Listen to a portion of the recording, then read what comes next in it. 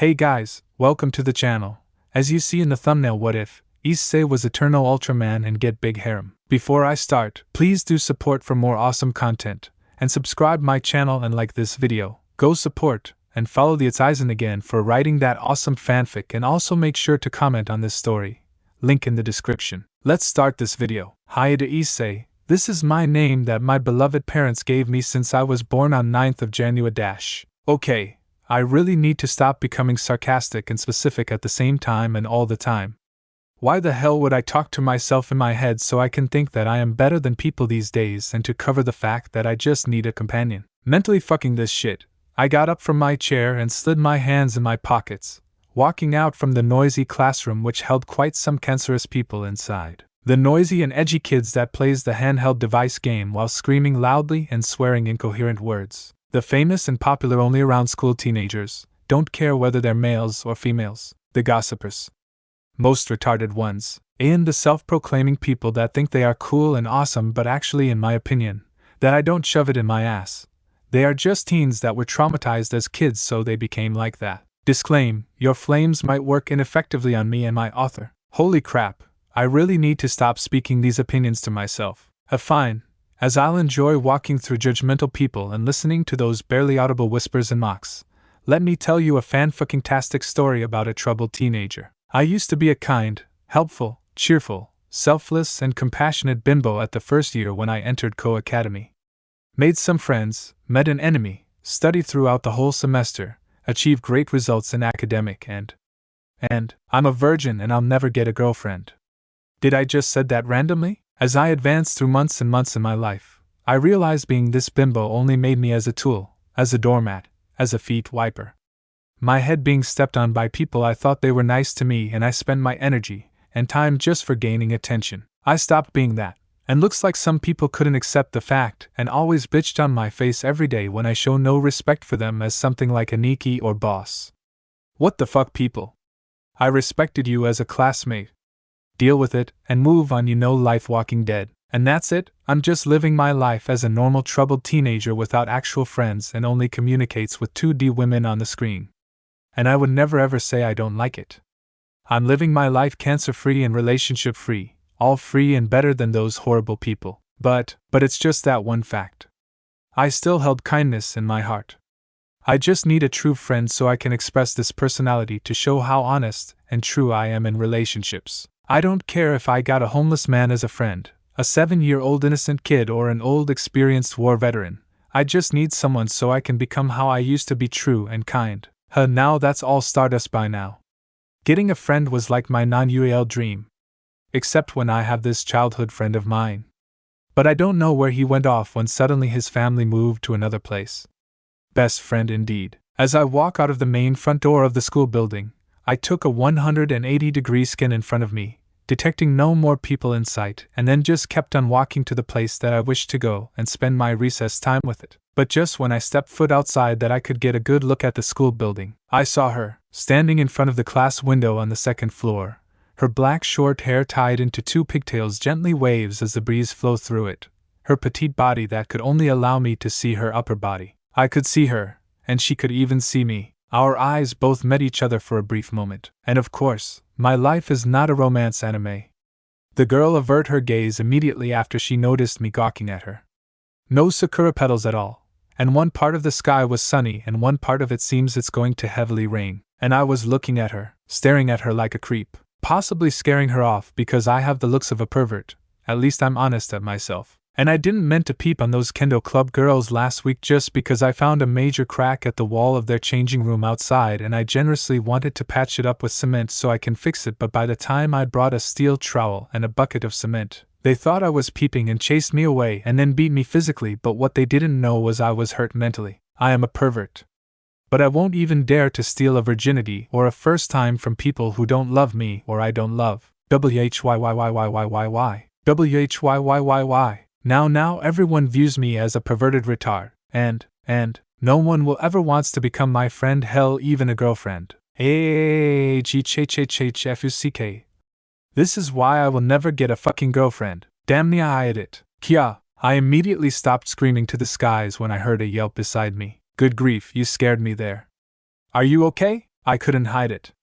If this was a Tom and Jerry cartoon, then one of my eyes would just look at the person, and another straight up pops out of my eyes to look at those bountiful gravity-defying boobs. I'm so sorry. I'm fine. I couldn't help but taking a step back and then bowed in apology. The last thing I want is to destroy my own reputation for things I did on my own. I continued to stare down at the floor in crippling nervousness, biting my lower lip in hope that she'll just leave me alone or something else that isn't bad. But what I expected did not come. I felt a soft tap on my shoulder, and then I look up, gawking like a dork as the goddess in front of me just smiled. Straight up, don't be so shy around me, Haidukun. Oh, the last thing I anticipated was she was gonna walk away and tell her friends about me being crazy or a retard or something. But the Bishujo in front of me was none other than the famous Occult Research Club president herself. Thank you, Rias Gremry-san. Holy crap, did I just have an actual conversation with a beautiful, Caucasian, rich-looking girl that looks like she came out from a shounen harem anime that's supposed to be the mate of a harem protagonist throughout the whole series. And did I mention I got my biker's license at the age of 15? I didn't want to touch about my family origins and issues because of it. I hate talking about my household. Back to the original topic, I just had a talk with a girl for the first time in 2 years. Holy cow. Even if it's short, she was nice to me. Probably because she was the girl that I met last year. I lent her an umbrella in the rain, and she never got the time to give it back to me. So the whole talk consists of remembering her, and about the umbrella. Disappointed, but at the same time it's a win. I arrived at my planned destination before I go home. Signaling my Yamaha R1 to the left, and then rode it into the driveway. I slowly pushed the brake and lowered the clutch as I entered the pavements. Welcome to MG Ronald's. What would you like to have? I grinned as I slid my helmet's visor up. Yeah, I bought a cheeseburger from MG Ronald's, that's it. What? You thought that I was gonna come out from the drive-thru with an armor or I will become Kamen Rider of some sort? WTF no. But now, I can't help but feel irritated by the fact this annoying person is going to drive my head annoyed again. Issei. At the far side of the luxurious hallway behind me, I could hear the voice called out to me in a stern manner. I turned my sight around with a sour face as I look off to the person. Kazumori-san? The man walked with his hands behind him like a powerful leader threatening his failed minions. A mind hard to read as his face always have put on a stern mask of expression. Saturday, you bought 4 espressos with extra caffeine from Star Cups and drank it all alone in one go, to remind yourself that social media ads with cancerous people and too many cringeful emojis tastes bitter than high caffeine coffee. Why does he have to be so smart and correct all the time? By the way, don't watch the Emoji Movie. Monday, you ate 5 glasses of Baskin-Robbins Deluxe ice cream in a row until you are charged to the hospital for brain freeze, reminding yourself that how cold girls act towards you when you have been treating them with kindness. Oh boy. Tuesday, it's all about the bass, you said, or mumbled when you drank 5 tins of Mountain Dew and bags of Dorito chips and attempted to smoke Northern Light weed if it wasn't for me stopping you. For crying out loud, Kazumori-san, can you just leave me alone? I said as I face-palmed at how he said all of my recent thoughtless actions. Seriously, stop. And today, it's cheeseburger for dinner. He stopped right in front of me and then held cheesily puts a hand under his chin, observing. So what happened? I sighed and held the cheeseburger up. The cheeseburger is undoubtedly a delicious fast food. The combination of the cheese and beef is juicy and meaty, but if there is a thing that I distaste, it would be the pickle slices in it. I looked up at him with stern eyes and finished my conclusion. There is a bad underneath a good thing. Kazumori-san raised an eyebrow at my claiming. Looking at you, you could become the second Confucius or Lao Tzu. I prefer becoming like Nietzsche. The brown-haired butler nodded his head in approval at me. So, something good and bad happened today? Hi. We ended up in silence, before Kazumori-san voices out. Issei your faith. Don't talk about him. No matter what your choices are, you must become the future manager of this company, Issei. Haedo Industries matter to the balance of the military research and equipment that the government demands. This is our future, this is your future, Issei. You have to. Future? My future? My future is to manage a company of mass development of chaos? How long are you gonna realize that the money my father makes from this is gonna be the money that offers a wide hole on an innocent child's chest? $100 is equal to another death of an innocent. War is nothing, Kazumori-san. It doesn't give the answer to all of humanity. I slowly lowered my gaze from Kazumori-san's eyes and then just gazed through the floor, muttering these words. Just ignored despair. None of we humans care for what others suffer anyway. I'm out of here, sick of these company and family things. Family? I am the only son of the Hayada household. My mother passed away when I was young and my father is nowhere in my sight or story. He doesn't care about me at all. Probably he's out there doing shit, or even smoking on shit. I'll go inside my room, do not to disturb me. Despite how annoying this person could be, Kazumori-san was the one taking care of me since my mother passed away. Before I could vanish out of his sight, he said his last. Issei. I stopped in my tracks for a brief second, and then he utters. Your mother loves you, and your father, he is proud of you. I don't know, I don't care. Then I vanished from his sight, walking to my room like I always do, ignoring the mass of workers passing by. My room used to be private, but now that my father's company seemed to grow larger, the number of production rates, workers and profit grew and grew. Hayada Industries. I would never become the root behind the mass production of what is fundamentally chaos. I silently muttered before I entered my room and then locked it, keeping whatever people away from my privacy. Neko works. Nikapura Disa. He is a man of his word, a man of his actions, a man who takes responsibility for what he causes. And though it's hard to be a father, Kazumori walked away from the last place he stood after confronting a troubled youngster.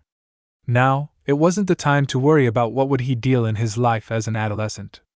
Kids are meant to be troubled and then close their own problems anyway. As he strode his path across the hallway, he was greeted respectfully by his underlings from groups of workers, technicians, architects, mechanical engineers, scientists, and honored investors that wished to see how their investment was well going. However, half of his mind wished that they were humans so negotiations with other humans could be much easier. His mind can stand still how it wants, but even his hands couldn't stop shaking and sweating when this thought came across his mind. The apocalyptic beast in Belial. He stood still with his hands behind his back, bending his body over slightly and proceed to scanning his iris identification. The steel-armored door slides open, and then with another sliding down behind it, revealing fully a mechanical lab sounding with metal bashing metal, hot wielding tools and gassy liquids bubbling with steam. Attention! One of the two security guards halted and then gave the honored Stark a determined salute. The butler walked past the guards with a short salute, and then proceed to stride to where he wishes. Then he stopped, right in front of what he will call humanity's and all species' hope. The one and only operating device that could be handled by a gifted child. A sentient man made in a collaboration with extraordinary beings which has no limit to its potential as long as the user keeps walking on the right path and does what he wishes. The weight on the user's shoulder will be heavy, but with great power comes great responsibility. Ha! What kind of person he is to suddenly put a weight on someone's life. Kami-sama, please protect my son and gift him with the power of the City of Light. There would be that moment. He will prepare his son to battle for humanity's sake. It's enough for time looping. The time will come soon. The time he will end this madness and stop the world from destruction. Submit to your destiny. Ddraig, what is this? Wake up, Issei. Don't die on me. Who's there? A being from another universe with unlimited potential. This is you, I see. Another dream. This must be from watching too many sci-fi movies. Balance breach. Ultraman. Balance disruption. Ultraman Belial. Balance breakdown. Welsh Dragon Ddraig. Fusion drive. Come on, I just want to wake up at 2 a.m. so I can know I will have more sleep time. I love you, I see. Don't you love me as well? Rise and shine, Goshijin. If you don't wake me up, I'm gonna slide inside your dash. Tap. Morning. Thursday, May 17th. Shit. I'm still alive. Hayada Issei. Mo otaku, metal fanatic and mecha enthusiast. And what's special, he's a pervert. And well aware of what he is doing with his humorously pathetic life. Holy shit, what was that dream? He really must stop binge watching movies before going to sleep from now on. This is his another usual morning routine. Get up at 5:30, take a morning bath, groom his hair, brush his teeth, wash his face, wear his uniform, say goodbye to his waifus and figurines, his guitar, take breakfast and then ride to school. Sounds like mine. Wow. Issei got up from his bed. He was wearing a white t-shirt and blue striped boxers. The brown-haired adolescent scanned his spacious but anime, rock bands and tokusatsu things-filled room, especially the brilliant collections of frame arms girl plastic model kits complete with custom paint, and blush finish arranged marvelously among his other Mo figurines. What a good way to show how perverted and fucked up you are by just thinking the image of you masturbating to it. He has plenty of money and time anyway. Not like he's gonna boast about this. He would like to just enjoy the companion of what he called his own fantasy world. Now, he shouldn't waste any more time. As much as he hates it, fuck school, he walks slumpily from his bed to the bathroom in his own master bedroom. Entering the luxurious atmosphere the bathroom can offer to its owner for a pleasurable bath time and masturbating and self-loathing. Already half just with his boxers on, Issei got in the shower and turned on the hot heavy sprinkles that are just right enough to give relaxation. Once Issei has done showering and bathing his body, he got out from the shower and went to the sink. Scanning his own appearance, he had no idea why the word disgusting was the first that came up in his mind. Looking at his hair, it was soaking from the shower, and the long bangs he had was disrupting his vision. Issei grabbed a small towel hanging beside him, and then began to dry off his hair, and then grabbed a blower to blow off his hair down with cold air. Fun fact, he used to have no sense of fashion and happily wants his hair bald. Until one day he came to a realization that he needs to at least look a bit good looking so people won't stare him in disgust anymore. Once he had washed his face and brushed his teeth, Issei got out from the shower with a towel draped at his lower body, shaking slightly because of the cold air his AC room was breathing. He then approached his closet and opened its door, taking out a set of Ko Academy's uniform with a red undershirt. He got it all in just a minute. Done and set in his uniform, Issei grabbed his school bag and slumped it on his shoulder. Before exiting his room, Issei took a last look at his own world and then closed the iron door with a soft clank. Outside, it wasn't that hard, but the atmosphere of his home wouldn't be that pleasing if he was exiting from his home with a bunch of workers and engineers entering the main gate of the factory. The sight in front of him was a full view of the waterfront, ships and boats honking for signals, the lighthouse still lighting up its beacon to guide ships to the harbor, and the loud bustling trucks driving to their respective destinations. And to describe another thing about this factory, it is well guarded by security of the self-defense organization. Issei walked out from the entrance, and then approached his private garage located beside the guardhouse, and then he came out from the garage riding his usual Yamaha R1 wearing a helmet, accessories and a black bomber jacket with black gloves. Well, more like riding out with swag if he was the one to say it.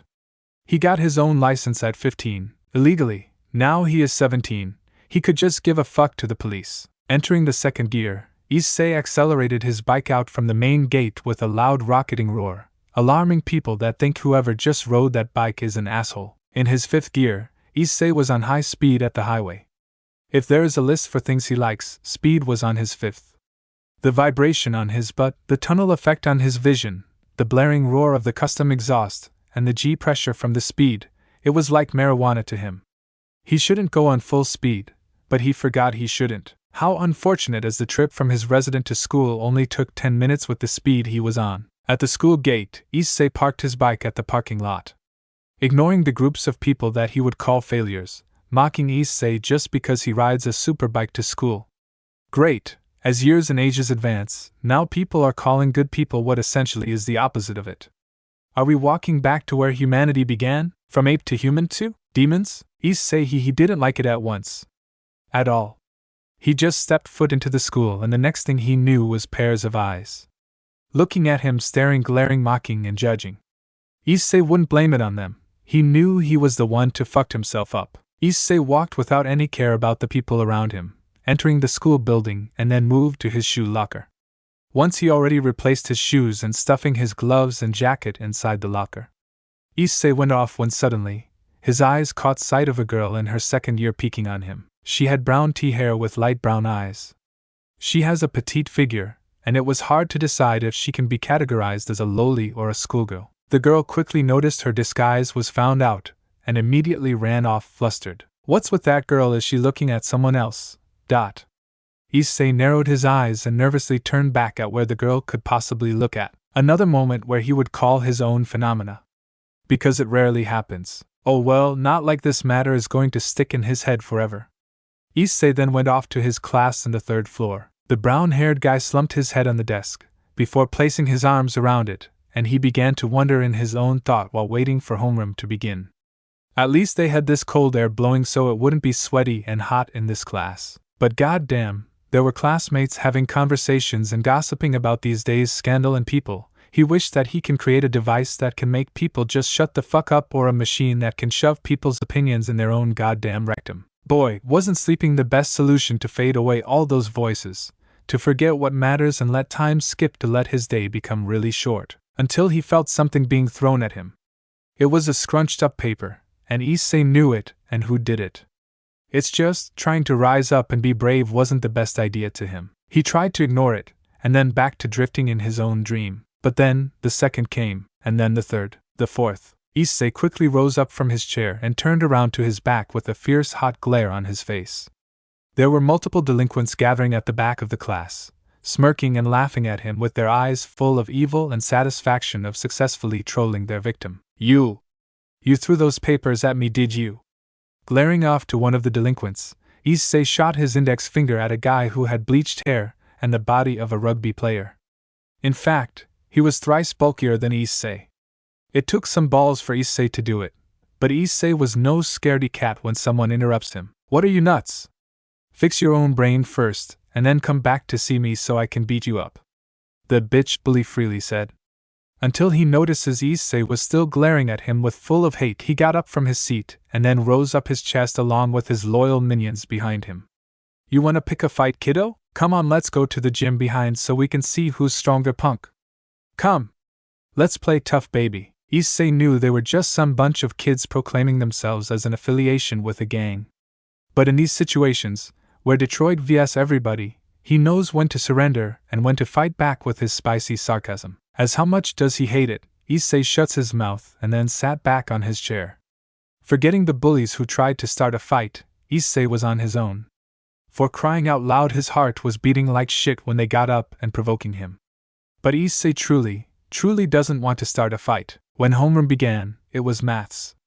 At once, Issei have never liked the idea of learning maths, nor learning maths with the teacher, nor learning maths while he sat just in front with the bully behind him. Hey, Issei swung his back around to see quietly face the retard behind him. With a casual manner, the delinquent orders, lend me your correction tape. Not wanting to argue or reply, Issei passed him his correction tape and then returned to his own business. A couple of moments later, Issei was awakened with a sudden projectile thrown on his desk. When Issei got a closer look at it, it was his correction tape, empty and broken. Issei then heard multiple silent giggles behind him. It was obvious to him, this was another form of bullying that Issei could handle, but couldn't cope with it because the feeling of his own dignity crumbling apart. Issei knew they would always do things that can trigger Issei's nerves, but the boy let his guard down, and then boom, he just got been played again. Classes and classes ended. And it was now lunch hour. Despite Issei's hate against the people around him, his stomach was rapping hungry over and over since the last class. Mighting up his gut, and for the sake of food, the untitled brown-haired guy got up from his chair and began to head the class's exit, where those Thames are hanging with the guys from other classes. Issei has two options he made and will struggle to choose forever, even though outside it was only seconds passing. 1. Exit from the back door where those bastards are hanging. Result, get out immediately without them being suspicious at you. Consequences, may get pushed over and they'll use the word accident as another ridiculous excuse. 2. Exit from the second door where there are no people. Result, the bullies will get suspicious and then will chase you with unreasonable curiosity and out of sheer intent to just bully you. TCHH, picking the second option might cause uproar along the hallways. And it's obvious. Issei with a carefree mask walked to the back door without even making any eye contact at those bullies, who were staring at him with what Issei would call homicidal stares. No, it wasn't just it, glares, stares, mockeries, and judges. That was it. Behind those two orbs human possesses, he could feel the tense atmosphere every time those appeared around him. His heart was beating at an abnormal pace. If he was to fight now, no, he couldn't. The blood was draining out from his legs and arms. He couldn't even grip or clench his fists for an attack. He was not a scaredy cat. But every time Issei was preparing for a potential dog fight, this feeling lands on him like a bitching bricks falling at him. Stepping foot outside, Issei was suddenly got pushed from the side and bumped painfully at the door frame, though Issei immediately walked away after being pushed at. The pain on his shoulder hurts, but nothing was more painful than those fake pity stares that was coming from the other students who wouldn't want to budge in. Issei left the hallways that belonged to the row of his class, leaving the glares and laughter of the bullies that echoed throughout the staircase. Issei was going down, heading to the cafeteria with a heart crumbling apart. At the staircase, Issei didn't even spot it, but suddenly, he was attacked by a pair of huge bombshells that was bumped on his skinny chest. It was Issei. With a face full of shock and confusion, Issei shot his head up to see the beautiful sight of the Ravenette's featured and detailed face. Her expression with mix of embarrassment and a slight S&M smile drew on her lustful as her eyes appealingly closed, but at the same time, staring at him with mixes of views that Issei doesn't know. Careful the little one. You might end up drowning in sand. With a loud flustered gasp, Issei quickly backed away and then ran off after apologizing, leaving the girl in surprise and also interest after seeing how shy the boy could be. Thank God, there were no other people when the incident happened. It was just him, the beautiful senpai he just bumped into, and the feeling of worry inside Issei that the senpai will hate him and tell her friends to stay away from him. And who was she to call him little? He's 175 for fuck's sake. Issei arrived at the cafeteria a lot quicker, not like he expected to, but it's a good thing it did.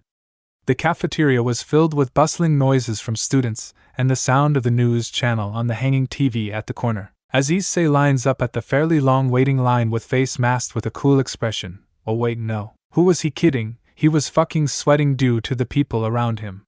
It doesn't seem like everyone was judging him, but the invisible glares, the one Issei thought it was staring at him, but no, it was just a part of his imagination. But how could he get over it? He was traumatized from being left alone at the first place. Alright, buy the food and get the fuck out of here. Buy the food, get the fuck out. Buy food, GTFO. Food. And then, Issei swung his head slowly to his left, where sat the students who were enjoying their meal as they chatted to each other. Correction, it's the fucking Kendo Club girls. At the spot where Issei was looking at, one of the girls randomly turned her head to the right, but then angrily narrows her eyes and tensed her face muscles in disgust after noticing the team that peeped on her and her friends last week. Issei immediately recognized the glare and hastily averted his head away. In return, Issei could only hear the clear voices of the girls' negative opinions and bad talks about him. What's wrong with them? Can't they see that day he was only helping? They already beat him till bruises were literally marked on him. Why can't they just leave him alone afterwards? Why? Why life has to be this harsh on him? What did he do wrong anyway? With a stomach full and a sore heart, Issei made his way upstairs to the rooftop. There was half an hour before homeroom begins, so of course, being the definition of Deus Ex Vagina, I mean God of Time Deus Ex Machina that I just made up, Issei would want to spend his precious time really good, with thinking and self-judging. And also enjoying the possible gastric because he was going to do while by drinking 2 cans of cafe'd coffee. Twisting the knob and opening the door, Issei was greeted by the breezy winds that was blowing on his homeland on the warm sunny day. But after stepping foot outside, Issei instantaneously noticed another person at the far end in front of him.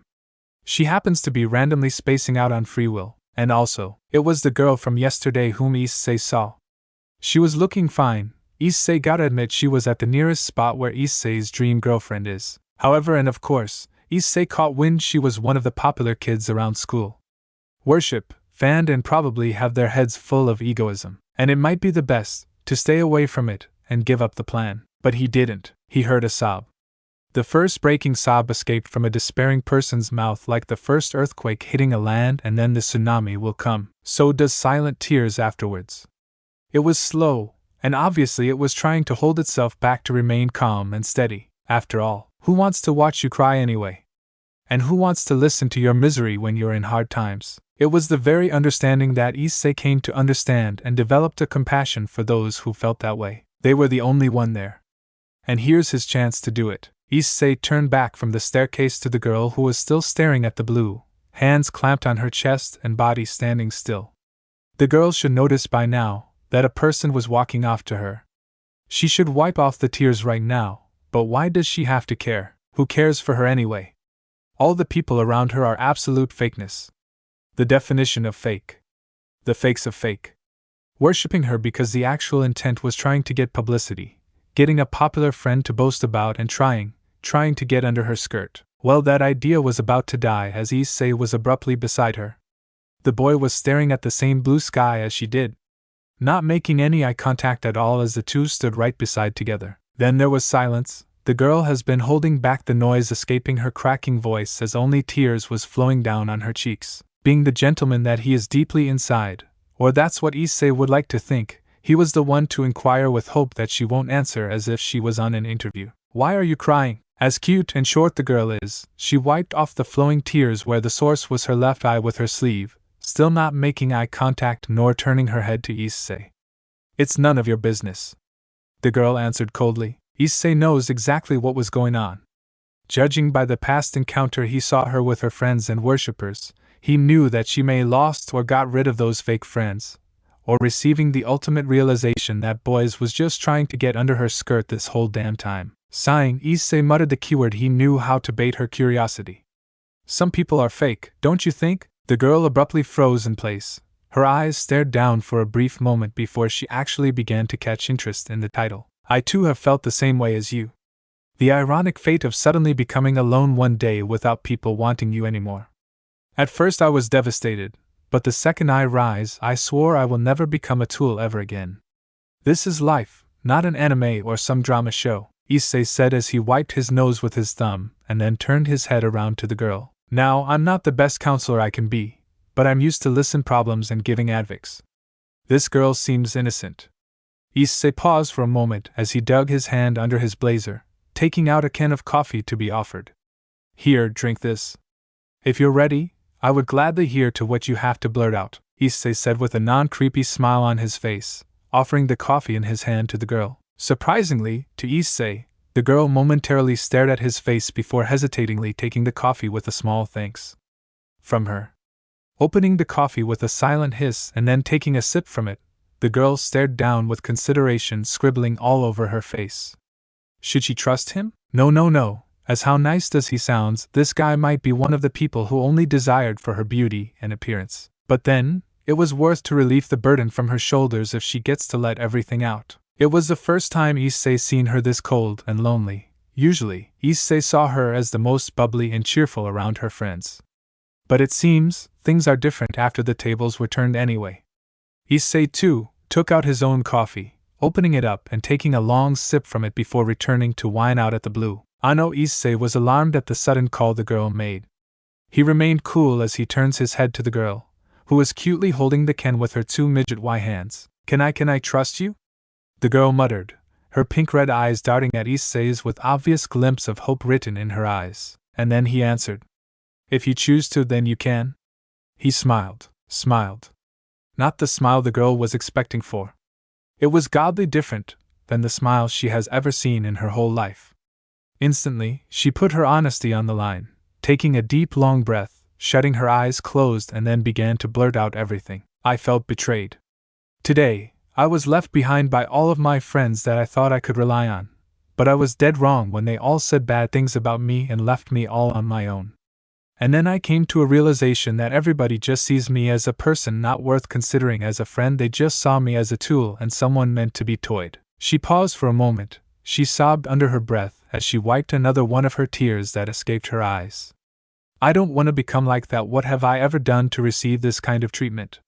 All I have wanted was to achieve my dream and to have friends. Living a life happily as a youth. Issei blinked strangely. This is the first time Issei met a person who has experienced the same misery as his. The story the girl told was almost the exact copy of Issei's own. To even begin with, Issei coped with it quite well on his own. But since this is the first time he would actually advise someone, with a good manner, he didn't know what to tell her to do. But instead, it's best to tell her that someone has been living his life more miserable than hers. Because at least this time, someone was there to take her hand and pull her up. If you think yours is more screwed up, you should listen to mine, Issei said as he pinched the bridge of his nose, massaging it slightly as he noticed the girl's eyes was staring back at him. The girl's memories began to surge back in her about the person who abruptly appeared beside her just a while ago. And then, her eyes flinched briefly in shock as she just came to a sudden insight that the boy beside her was that rumored loner everyone has been talking badly about. So it's you, the girl said silently, but didn't stop Issei from beginning to talk. Surprisingly, she was the one who was curious to listen carefully to Issei's. Well, I had these kind of harsh moments before, and there wasn't a single person who had came to me to give me back pats or a shoulder to cry on. Ah, well. The world is meant for us to survive alone anyway. Issei took a sip before he continued, back to the point, even though the impact is great and harsh, losing those fake friends is something to be glad of. You shouldn't weep because you realize you're just some non-worthy piece of waste. It's them who needs to realize they're below than crap. If they couldn't see the good in you, then they're the ones who are totally wrong. Issei stated his short speech with a mocking snort in the end. There are 6 billion people on this planet. If you'll cry over the loss of some friends who couldn't take you serious, then you are blind to the other more worthy people who could offer you a better and healthy relationship. The girl was taken aback, but in the end she had this feel she should protest, but I just couldn't get over with it.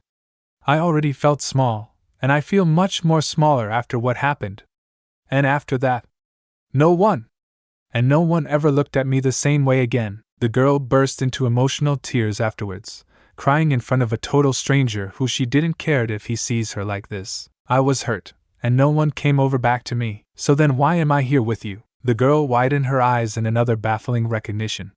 She immediately felt her tears stopped as she averted herself to the boy beside her. Issei snorted, I came here out of random intent, then I found you and decided it was best to stay away from people like you because you know? Famous? But suddenly I am here, a total stranger to you who is willing to offer you a shoulder to cry on, Issei said as he bravely placed his right on the girl's head, giving a small noogie to it as the girl felt an unusual comforting warmth from it. If you are sincere in any form of friendships, prove it by at least making friends with someone who understands you and appreciates the time they spend with you. Think again, I experienced the same way as you are when I was in the first years, but I survived till this 3rd year, alone. Issei took his last sip from the coffee and then turned away from the girl. Remember this, but first, forget about those friends who left you behind. If you couldn't start a new friendship, next year isn't short for us. There is a whole wide choices of more worthy people in college if you are willing to. Issei finished as he began to walk away after saying a short goodbye at the girl. Boy, Issei never felt this mature feeling at all. But he knew, he has given a person another reason to live. For the first time. Wait! Issei stopped in his tracks as the girl from before called out to him. Issei slowly turned himself over to the direction of the girl who was looking at him with relieved eyes. Not like before, which had this emotionless giving up orbs that Issei couldn't let go. A smile formed on her face as the wind blew calmly at her hair. Please tell me. What's your name? She pleaded with her hands braced on her chest and legs closed tightly as she waited for Issei's response. Issei gently let his form a smile on his face. Hi to Issei. The lowly brunette straightaway formed a happy expression on her face.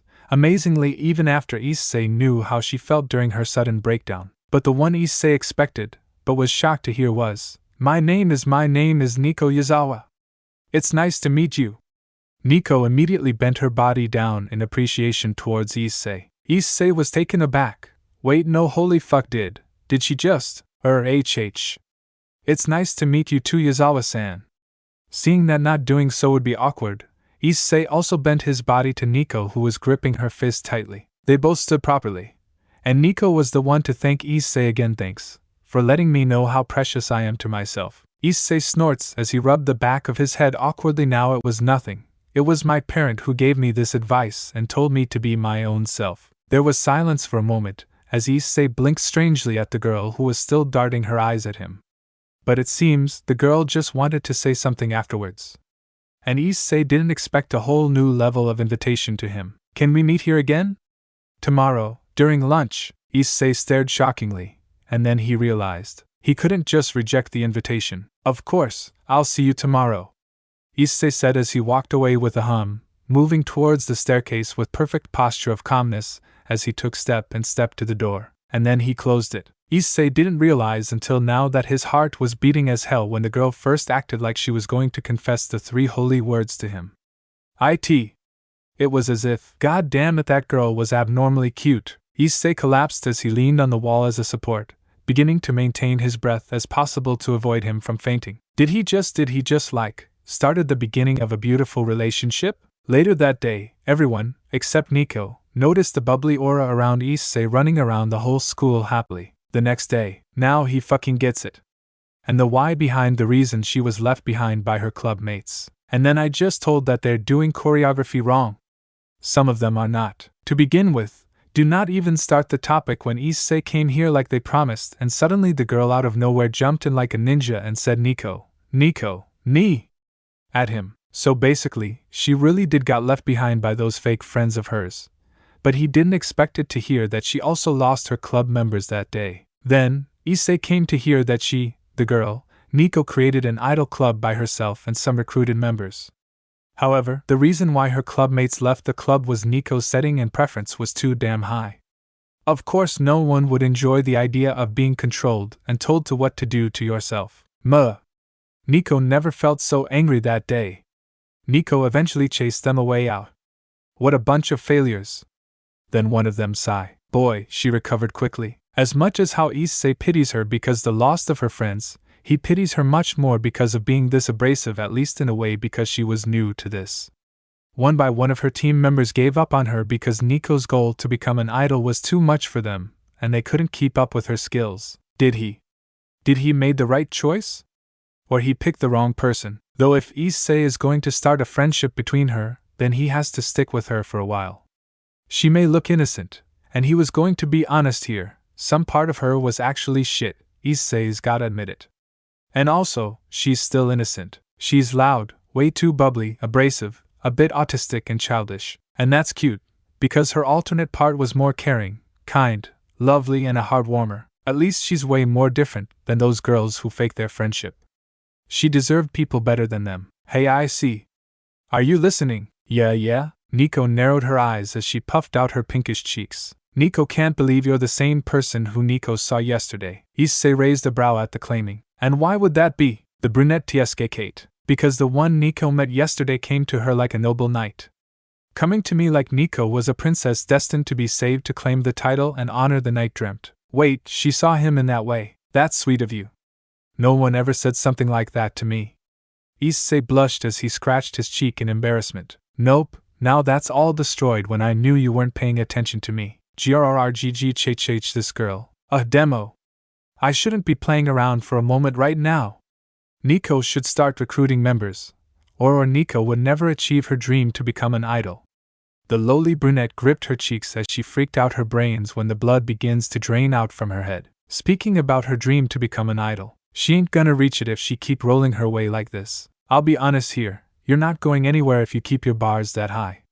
Did Issei just directly blurted that out? She was already loud, and she became louder when Issei voiced out his honesty. Oh nanny. Issei began to talk as he facepalmed, letting a small gap between his fingers so his left eye wasn't obscuring his vision of Nico. Look, first of all, you need to stop forcing people to their limits. People are not machines, you shouldn't tell them to become who they are not. Gah!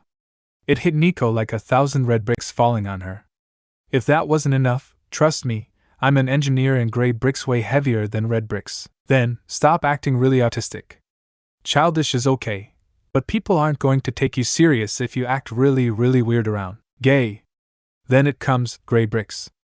Tons of them. Lastly, take real serious of it. Stating verbally isn't going to prove that you really want to become an idol. Weirdly, Nico didn't mind a brick wall that said despair falling on her. Until now, Issei just noticed what he said was terrible as Nico was lying slumply on the ground as if she gave up the burden on her shoulders. But I don't mean you're bad or some sort. It's just you need some fixing here and there to improve yourself. You're already almost to perfect and have the potential of becoming a great idol, so it wouldn't be impossible to achieve your dream to become an idol. Really? Abruptly, Nico returned to her normal self from the compliment Issei gave. Yay, to be honest. You're cute, beautiful and delightful. You also have the charms and spirits to become a fantastic idol. So Issei stopped mid-tracks when he noticed Nico was rather sitting with a cute posture as she looked down at the floor with her bangs obscuring her eyes. Issei was beginning to freak out at first, but looks like someone's playing erotic when Nico rose her head up with her face full of ecstasy and rosy hazes as her heart-shaped eyes darted endlessly at the madly blushing Issei. Yen, so that's how you look at me as I see.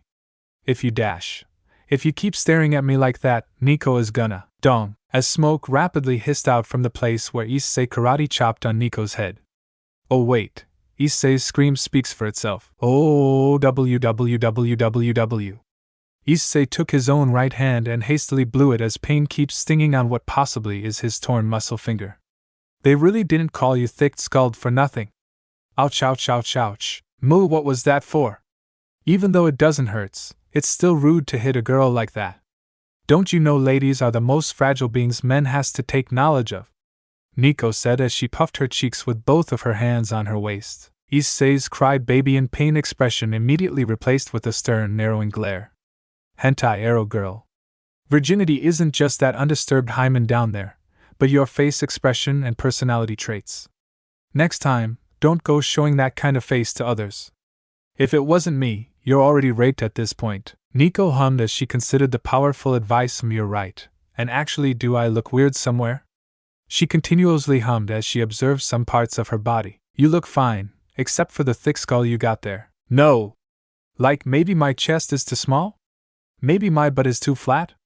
Nico said as she kept observing her body and once unnoticingly wiggled her pancake butt. Little does she know Issei was hiding his little inner. For crying out loud, Issei never had a little sister before, but he knew that girls these days need to take care of their own body from men's lingering eyes.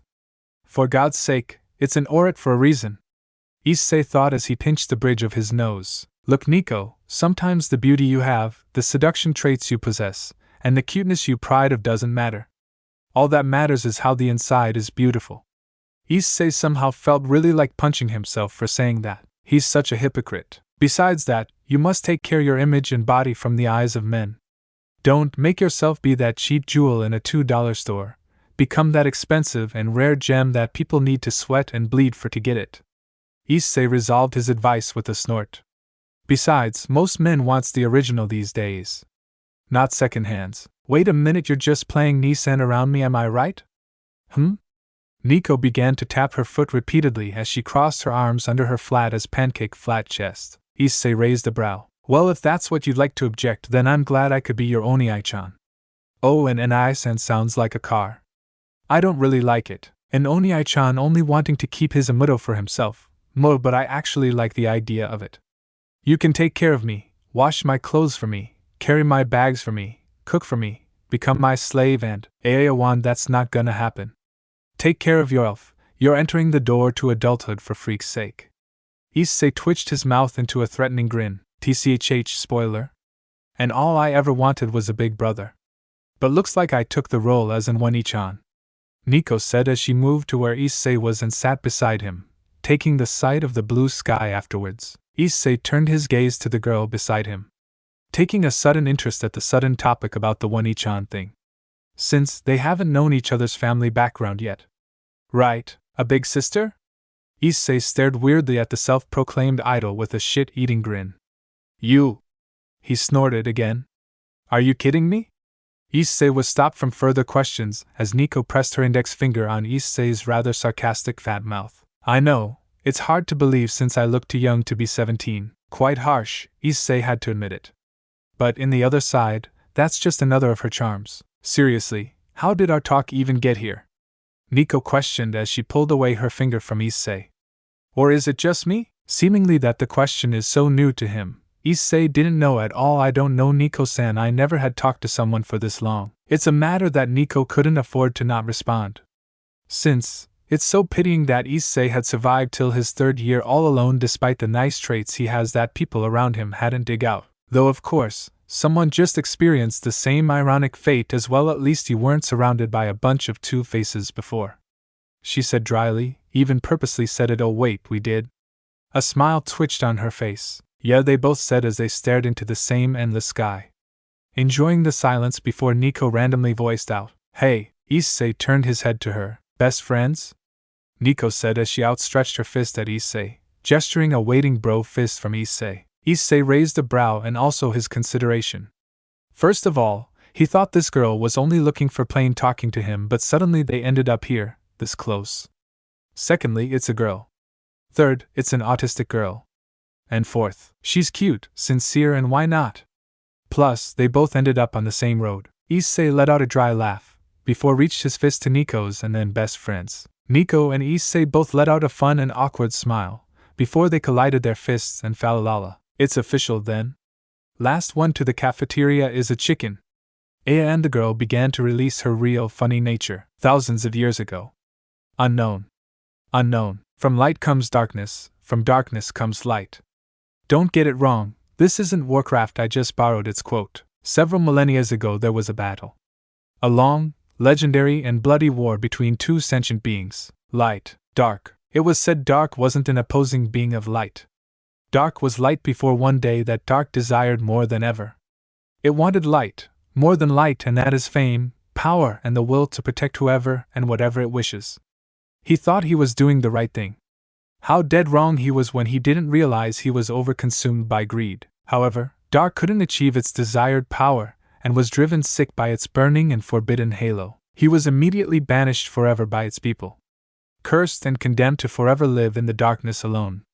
Dark, who was tortured inside by the burning remnants of the forbidden fruit, stood on a line between the path of righteousness and evil, and it fell on the wrong path. Consumed and driven by hate, the demonic souls smelled the powerful desire of the Dark One. Dark was then cauterized and atrophied as the souls makes its way to Dark's mindscape and instantly driving Dark insane enough to become from light to dark. So that it's true, from light comes dark, from dark comes light, and here he is fighting light as the beings clattered and bashed each other to death. Light, or the hero of light. Given the name Zero and was known by every kind of races as Ultraman Zero. Ultraman Zero has the figure of a tall and well-endowed human, though its skin was the element of hard metal. Colored with blue shining metallic along with white and red across his arms, legs and body. On his chest, he has a green gem in the middle and a flat silver plate armor that covered only its chest.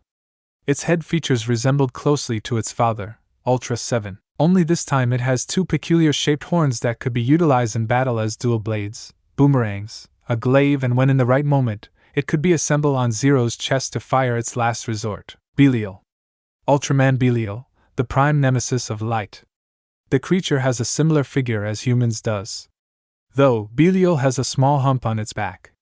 His body was red and black colored like the souls that devoured him long ago. His eyes were a glowing orange as it stretched back to its head, and there was a mohawk-like horn on his head between its stretched eyes. He also had sharp black claws and was wielding a glaive-looking spear with heavy bashers at the end. The fight they were in was absolutely not easy for both sides. Zero has the power higher than Belial's this moment, though Belial wasn't just his enemy this time. It was the ticking clock he has to fight, as his aim was to stop another on of Belial's schemes of destroying this universe. Belial was overpowered, and the only thing that made him survive was this Giga Battleizer, which contains no monsters he once had. Though, his aim would be keeping Zero busy and away from his scheme that was counting down, and is finally near to its finish. Up in the sky, they were fighting. Below them was Japan burning, and there were explosions happening here and there. And weirdly, as the two fight, they swear they are hearing some kind of cinematic song playing somewhere. The two was hovering in the smoky red skies, glaring each other from their distance, and was breathing heavily, even though we know the silly fact that Ultramen and Ultrawomen don't need to breath, at least in their true form. Zero in an instant dashed towards the still Belial with amazing speed, aiming its fiery right leg for a spinning kick on Belial. The kick connected on Belial's glaive as a shield. Then the two began to exchange furious amounts of punches, hooks, jabs, blocks, and kicks as their war cries shook the whole sky they were in. Then, Zero's kick to the nut exactly crashed the spot, and Belial grunted as he was flung away across the smoky skies.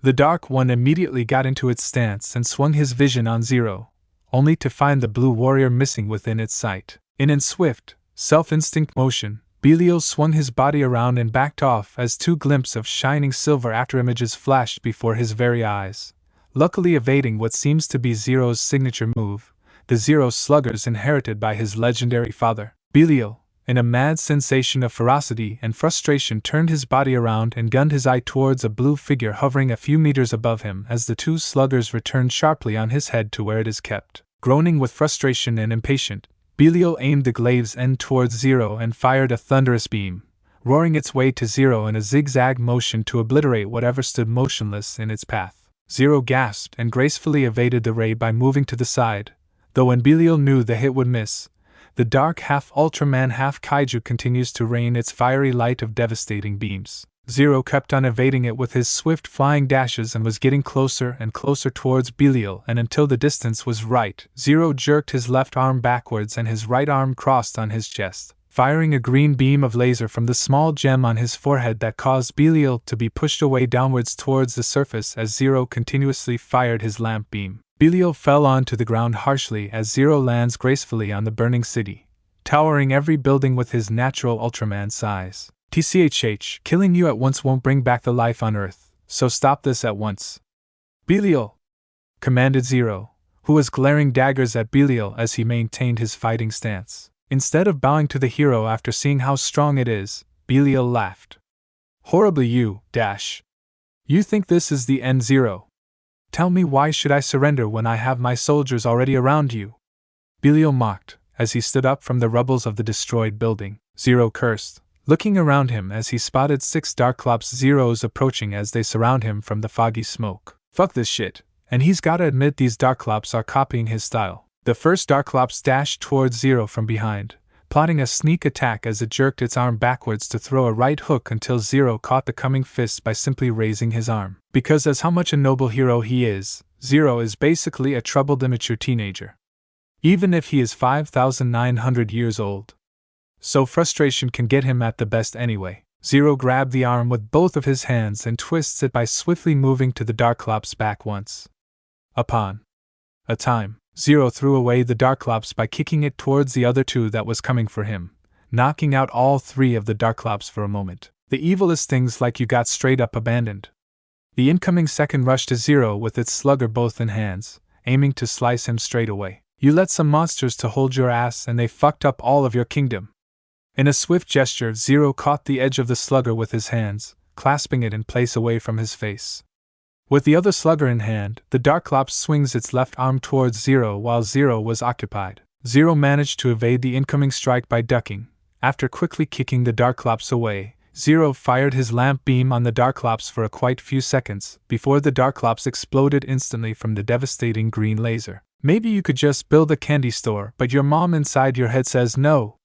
Zero mocked sarcastically in a rapping manner as he elbowed the Darklops beside him and kneed it to the stomach before throwing an uppercut to its chin, causing it to be stunned as Zero took the chance, and also his Zero sluggers then sliced the throat of the Darklops, causing it to explode as well. From afar, Zero spotted the 4th Darklops attempting to finish him as a cannon folded out on its chest, charging a huge amount of dark energy from it. You don't have time to talk about women, 'cause all of you got no dick to say.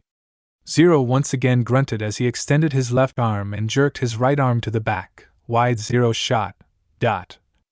Crossing his arms in an L shape, both of the fighters fired their own rays as it clashed and was on the fight for dominance. However, Zero was a lot more stronger as he disintegrated the Darklops by his massive firepower, instantly eliminating the last Dark Chadomat. Zero didn't notice at all that the 3 Darklops was surrounding him. Each has their cannons charged and aiming Zero from a short distance. And all at once, the purple chaotic beams came charging at Zero.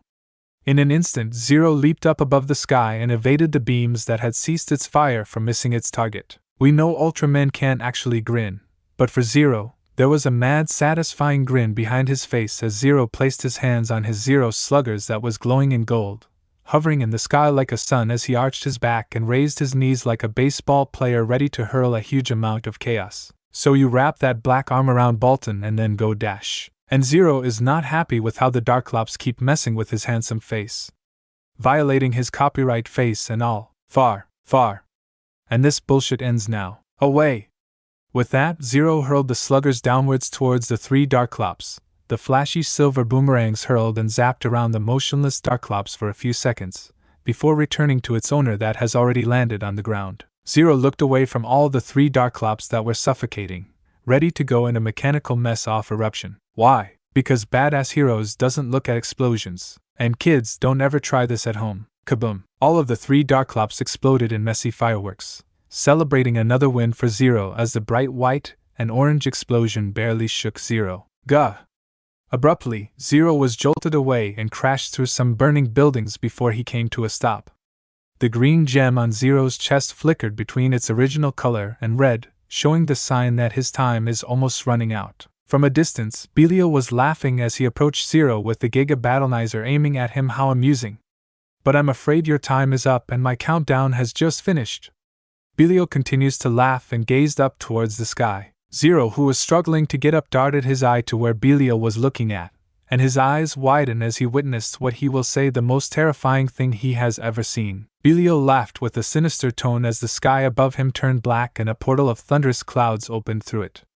Zero watched, and there it was. He could feel it, and he can't fight it alone. He needs his brothers and father if he was going for this fight. But no, he couldn't. Through the portal, a black figure descended slowly as the sky and land trembled around them. At least Zero has a king to pray to, wishing that there will be someone saving this world's ass soon. Yeah, bitch it all up, you fucking runt, ruthlessly describing.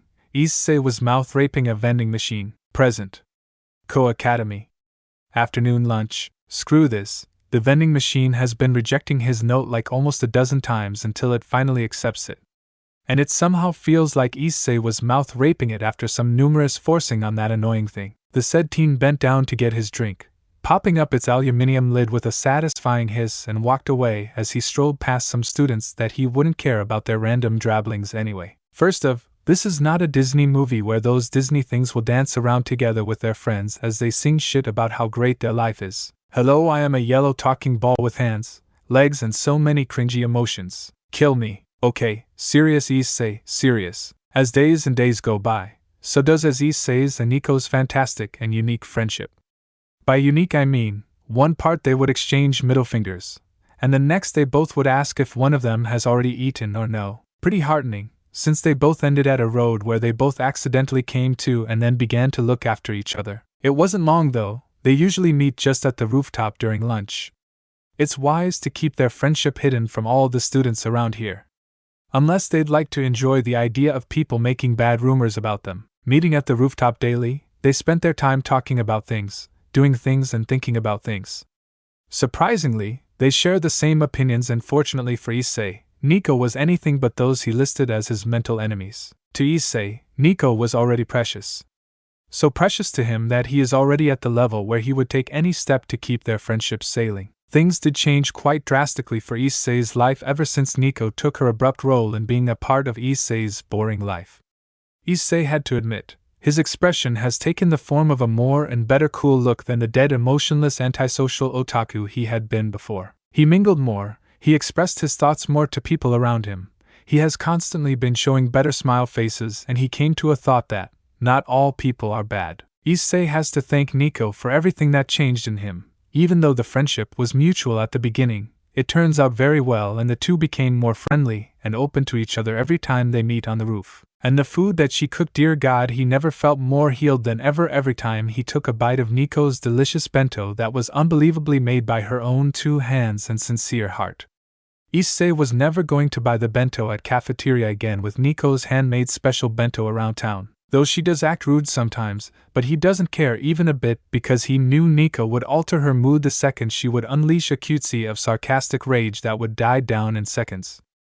Issei was important, she couldn't afford to lose Issei. However, despite the big chances Issei thought of them both being hooked up romantically to each other, no, he can't. Issei crushed the empty can after taking his last sip, before hurling it to the dustbin, but sadly and shamefully because there was pretty much people around him. Issei missed the target and sighed, walking to his source of embarrassment and picking it up before finally throwing it into the dustbin like a normal person would. Issei began to walk away, in intent to head to his usual destination to kill time with an appointment of his. Sing Issei's favorite song from Skillet makes him happy, whatever.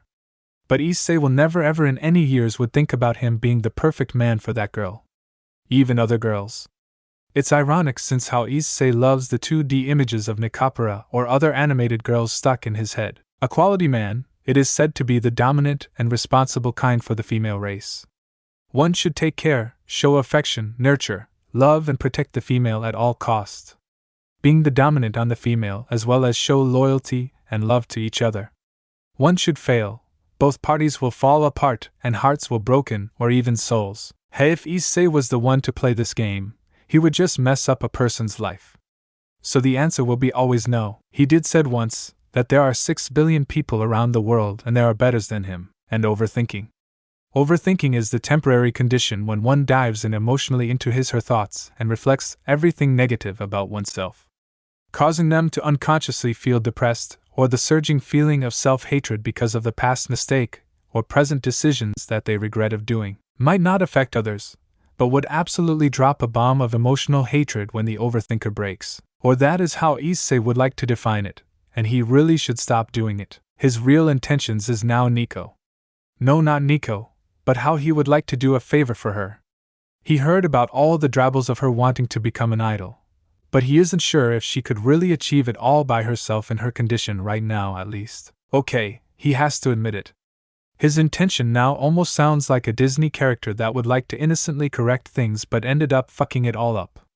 But that's the fact. Standing there without doing anything is not his self, and he's gotta do something to help Nico in some way. Sponsor her some money to her? No.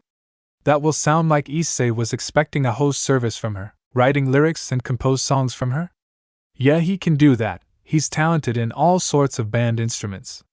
But hell, how would he know if she is a good singer anyway? Plus, it's a pop song, not some hard grunging metal or alternative rock of some sort. Wait.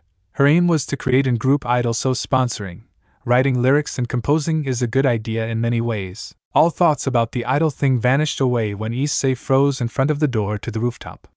Just when he was going to twist the knob, he heard a conversation. Issei's mind went on as well, all with his senses. In an instant, he could analyze the situation like any human could. 2 different parties, 1 speaker and 7 receivers.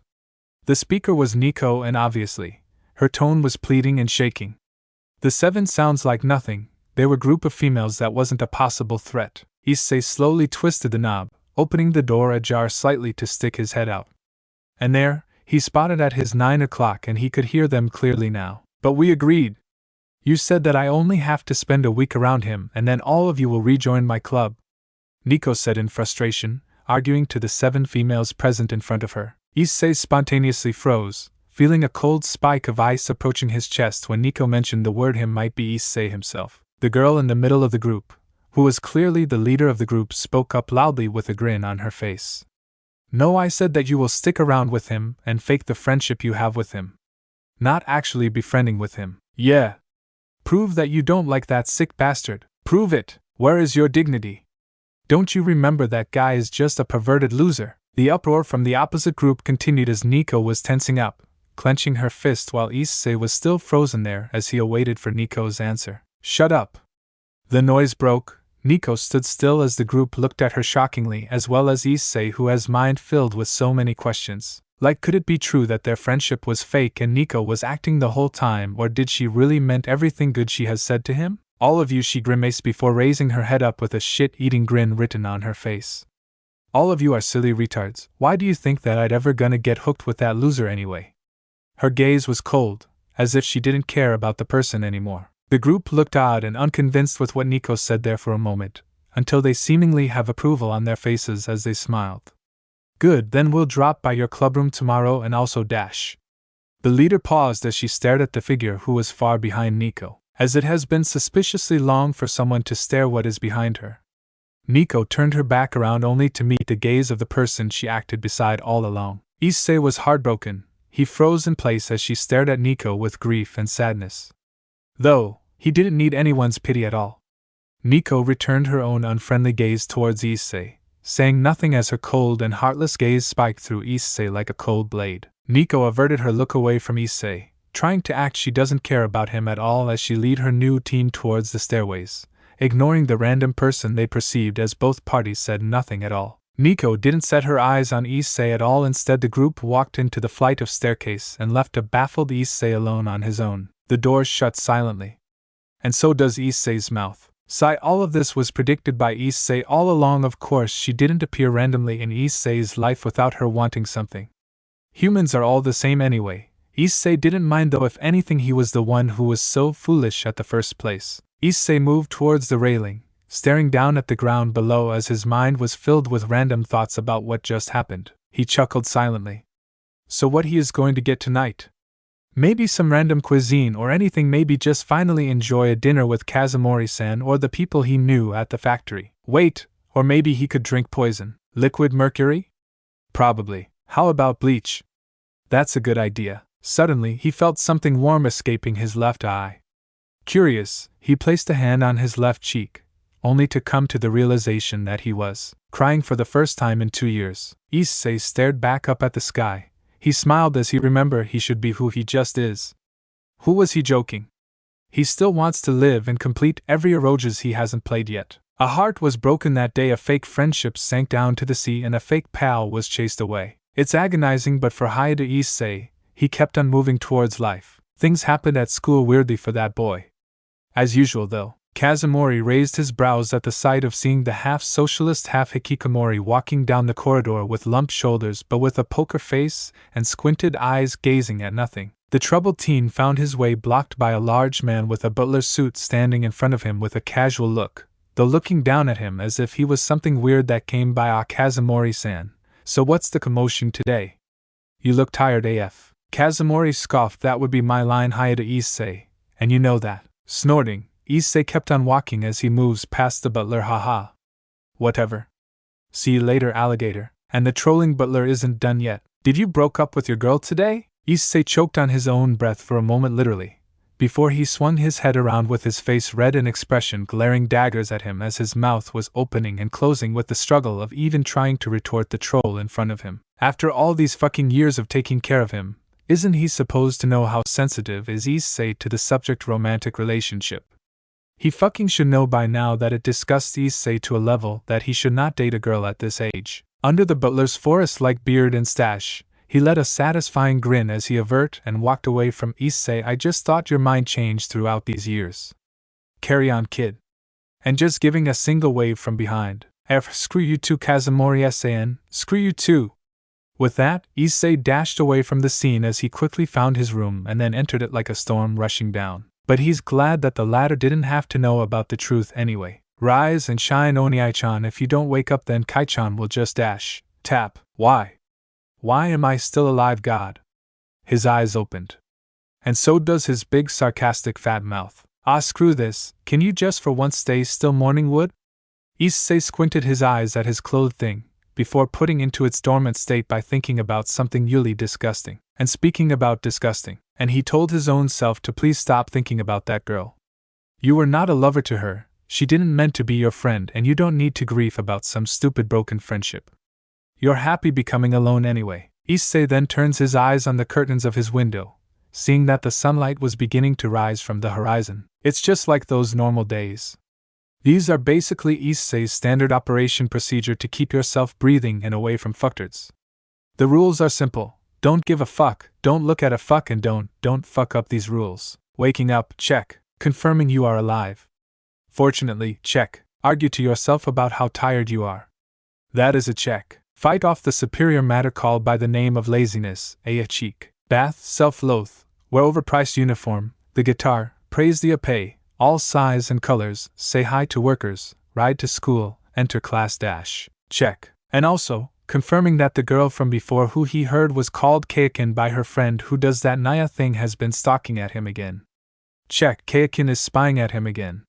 And holy shit, that Genki must stop doing that cat thing. Fucking furry. And after this peculiar procedure, Issei would let fate or karma to decide whatever crappy crap that Issei would have to deal with. It's just like fuck this, fuck that, fuck her, fuck him, and fuck this shit to Issei, like he would care any more again anyway after what just happened. But why does he have to be sad though?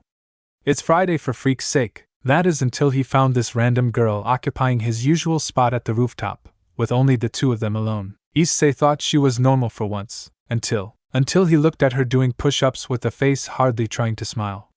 And it was creepy enough to send auras of demonic presence surrounding her. The girl had shoulder-length chestnut hair that was tied in a side tail with a yellow bow. Her face features can be say pretty to most men, if they are straight. Her eyes had the shade of sky blue that made Issei wonder if she is a Caucasian or some sort. And her attire, as usual, was Koa's girl uniform but with the scarf no longer on her shoulder. Hoep 14. UHH15 Ag Teen. And that's all she can reach as she collapsed. WRRYYYY. Issei couldn't do anything instead of face-palming hard on his face. Really, really hard. What in the hell are you doing? Noticing the odd stranger above, her face didn't change at all at the slightest after her worn out from the intense push-ups. Doing push-ups? Tell me this is a joke. Issei deadpanned, doing push-ups while smiling. She suddenly became specific with her shining eyes darting on Issei. Okay, this is a joke. The girl got up in one leap and brushed off the dust on her uniform. Looking at Issei, she grew a cocky grin as she put her hands on her waist. Nope, it is not. This is the usual training for idols, especially girl idols if they want to maintain the smile factor as they dance on the stage. Wait, another idol wannabe after one just left him yesterday? The brown-haired teen groaned mentally. Oh, thank you and fuck you so much, life. Fuck you very much. Issei once again slapped his face and facepalmed really hard, trying to process the word life in his head. What is wrong with teenagers these days? He chuckled silently, though there was a clear hint of tiredness and sarcasm behind his tone. Why are you looking defeated? Could you be depressed? Ha ha ha, thank you for pointing out the obvious. He chuckled, once again, but this time loud enough to let her hear. Pfft. Somehow the act doing push-ups while smiling sounds like taking a shit while holding on so tightly at the railing. He couldn't help but just chuckle and struggled to not release a burst of crazy laughter at the thought of how filthy the horrid idea is. The girl looked disgusted, though she was not taking the joke too seriously and just smiled goofily. Gay gross, but I like the joke. Issei ceased his chuckles and looked at the girl like, seriously? Doing push-ups while smiling? He snorted. If it's the purpose of becoming an idol, then you should just train your cardio and maintain a good breathing. Not doing push-ups for a strong arm, unless if you want to be called Biceps Girl as a stage name. The girl took the advice quite seriously as she put her hands under her chin. You're right, but I was just doing this because Umi-chan said so. Gek. The girl's eyes instantly turned into dots. That was me. The girl must be hungry from the training, or so Issei thought as she looked at her weirdly because of how loud her stomach grumbles. He shoved his hands into his blazer's pocket, taking out 3 pieces of plain bread wrapped in plastic. But momentarily, he felt déjà vu instantly after he took out the bread. But it's déjà vu. Like he believed in these kind of mystical things anyway. He really did the decision of giving his extra lunch to the girl he just randomly met. Was he getting soft or something? I know this is just plain, but this is what I can. Bread. The girl's eyes and smile shined at the sight of the plain white bread Issei offered, before she noticed how childish she was and fidgeted her fingers shyly. Sorry. Just to be sure, Issei has to reconfirm this. This bread is not poisoned, nor drugged. He scoffed, looking away shyly. The girl rubbed her head. Why would say that? Does my face looks like I was doubting the bread, silly? She took the bread from Issei's hands as she politely says thanks. She then walked to the wall and sat down, leaning at it as she enjoyed munching on the bread happily. Odd fact.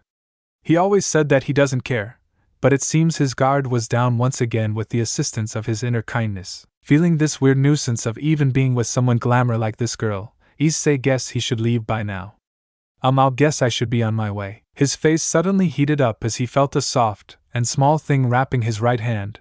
Then soon he realized that the girl halted his movement by holding his hand. Keyword: holding his hand, bare hands. But girls' hands are really soft, are they?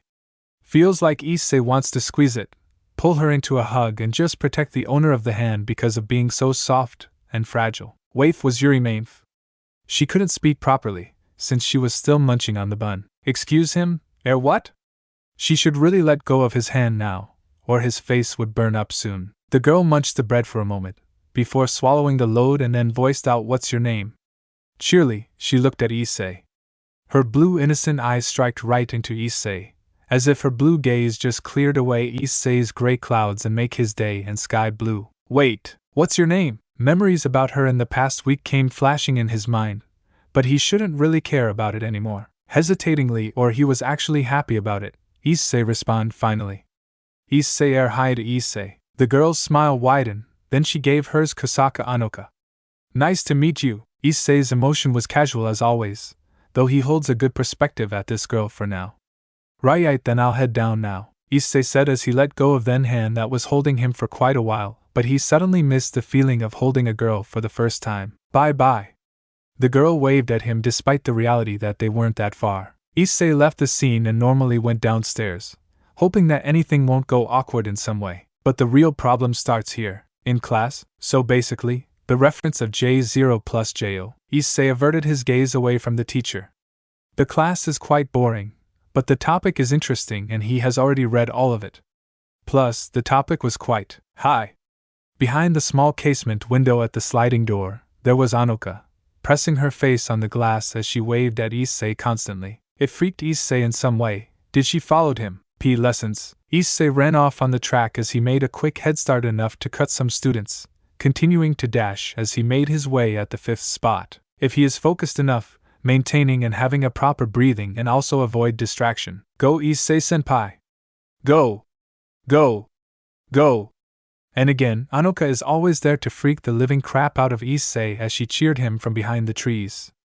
Also earning some stares as well. Too distracted by his own thoughts and the humiliating sight of the girl cheering at him, Issei suddenly was invited by bad luck as he tripped and have his face dragged across the dirt. Male changing room. ItsEizanAgain. Bam! Issei quickly shut his locker door and forcibly leaned his body on it as his face turned pale and shocked, not wanting Anoka to be found out hiding in Issei's locker. Especially, with all these horny, hormone-driven half-guys around. Male restroom. As Issei sat down on the toilet bowl to commence his business, he sighed in annoyance at how that Anoka has been following him all around since lunch period. But luckily, there is no way in hell that she is going to follow him up to the male's restroom. Oh shit. Looking to his left where the toilet roll is supposed to be, Issei's face turned pale as he realized that a toilet roll isn't there. That is until something fell on his head and rolled on the floor. Looking at it, it was a full toilet paper that has a note on it. Curious, Issei took the roll and opened up the note, only to become shocked and baffled after seeing the note that only says, Issei-senpai xddd. Blood drained out from his face. No longer feeling his own cheeks, he looked up at the stall's door, only to be greeted by the familiar face of the chestnut-haired girl. Hi, way agarai. Yeah, school's over and it's almost near sunset for the time being. If there is another thing that Issei likes, it's going out from the class and then quickly make his way to his ride, and then literally distribute his trademark middle fingers to the school by riding out really loud and flashy with his custom exhaust, and just speed through girls' short skirts especially on Friday. And again the problem starts here. Alright. Let's go. Come on Issei-senpai. Issei was dumbfounded as he kept on his deadpan expression, though inside him, he was getting pissed in some way. Anoka was waving at him as she sat on Issei's expensive bike, bouncily sitting on it as if she was already gotten used with Issei. Issei walked on the direction to his bike and Anoka. He really didn't mind the company of a person, especially someone cute and honky like her. But she didn't have to follow him up to the male's restroom for friggin' sake. Issei stopped in front of Anoka, his expression barely balancing on the tip of exploding. Issei looked at his watch momentarily before he shot his gaze at Anoka. Hey Anoka-san, do you know what time is it? My watch is broken. Anoka looked at her own watch, and then responded joyfully Yojihin Diso, 4:30. Issei clicked his tongue and smiled merrily. Oh no, you're right, but actually the time is it's time to stop. He clenched his fist as he yelled at the dumbfounded Anoka. Is it? I thought there were only 1, 2, 3 for dash. Anoka kept on counting foolishly, while Issei stood there frustrated while gritting his teeth. The message didn't went clearly into her head it seems. Anoka-chan. Issei turned his body around behind, far-sighted two girls rushing towards them as they waved at Anoka wearily, their face worried and also mad for the blue-haired girl. The first girl had long silver hair that is also tied in a side tail. Her bangs framed her face beautifully, and it looks like a wonder of hair engineering because the lump of hair on her top that went on her bangs. Her eyes are also a beautiful shade of honey that presented her innocence. Her breasts weren't that big, but with the help of Koa's Academy girl uniform, it made her boobs look bountiful. She was rather worried than the girl beside her who looked mad. The second one looked like a warrior, but actually her build is just similar like the other girls. She has long blue hair and orange eyes that made her look like a fighter, though she would look better with a ponytail.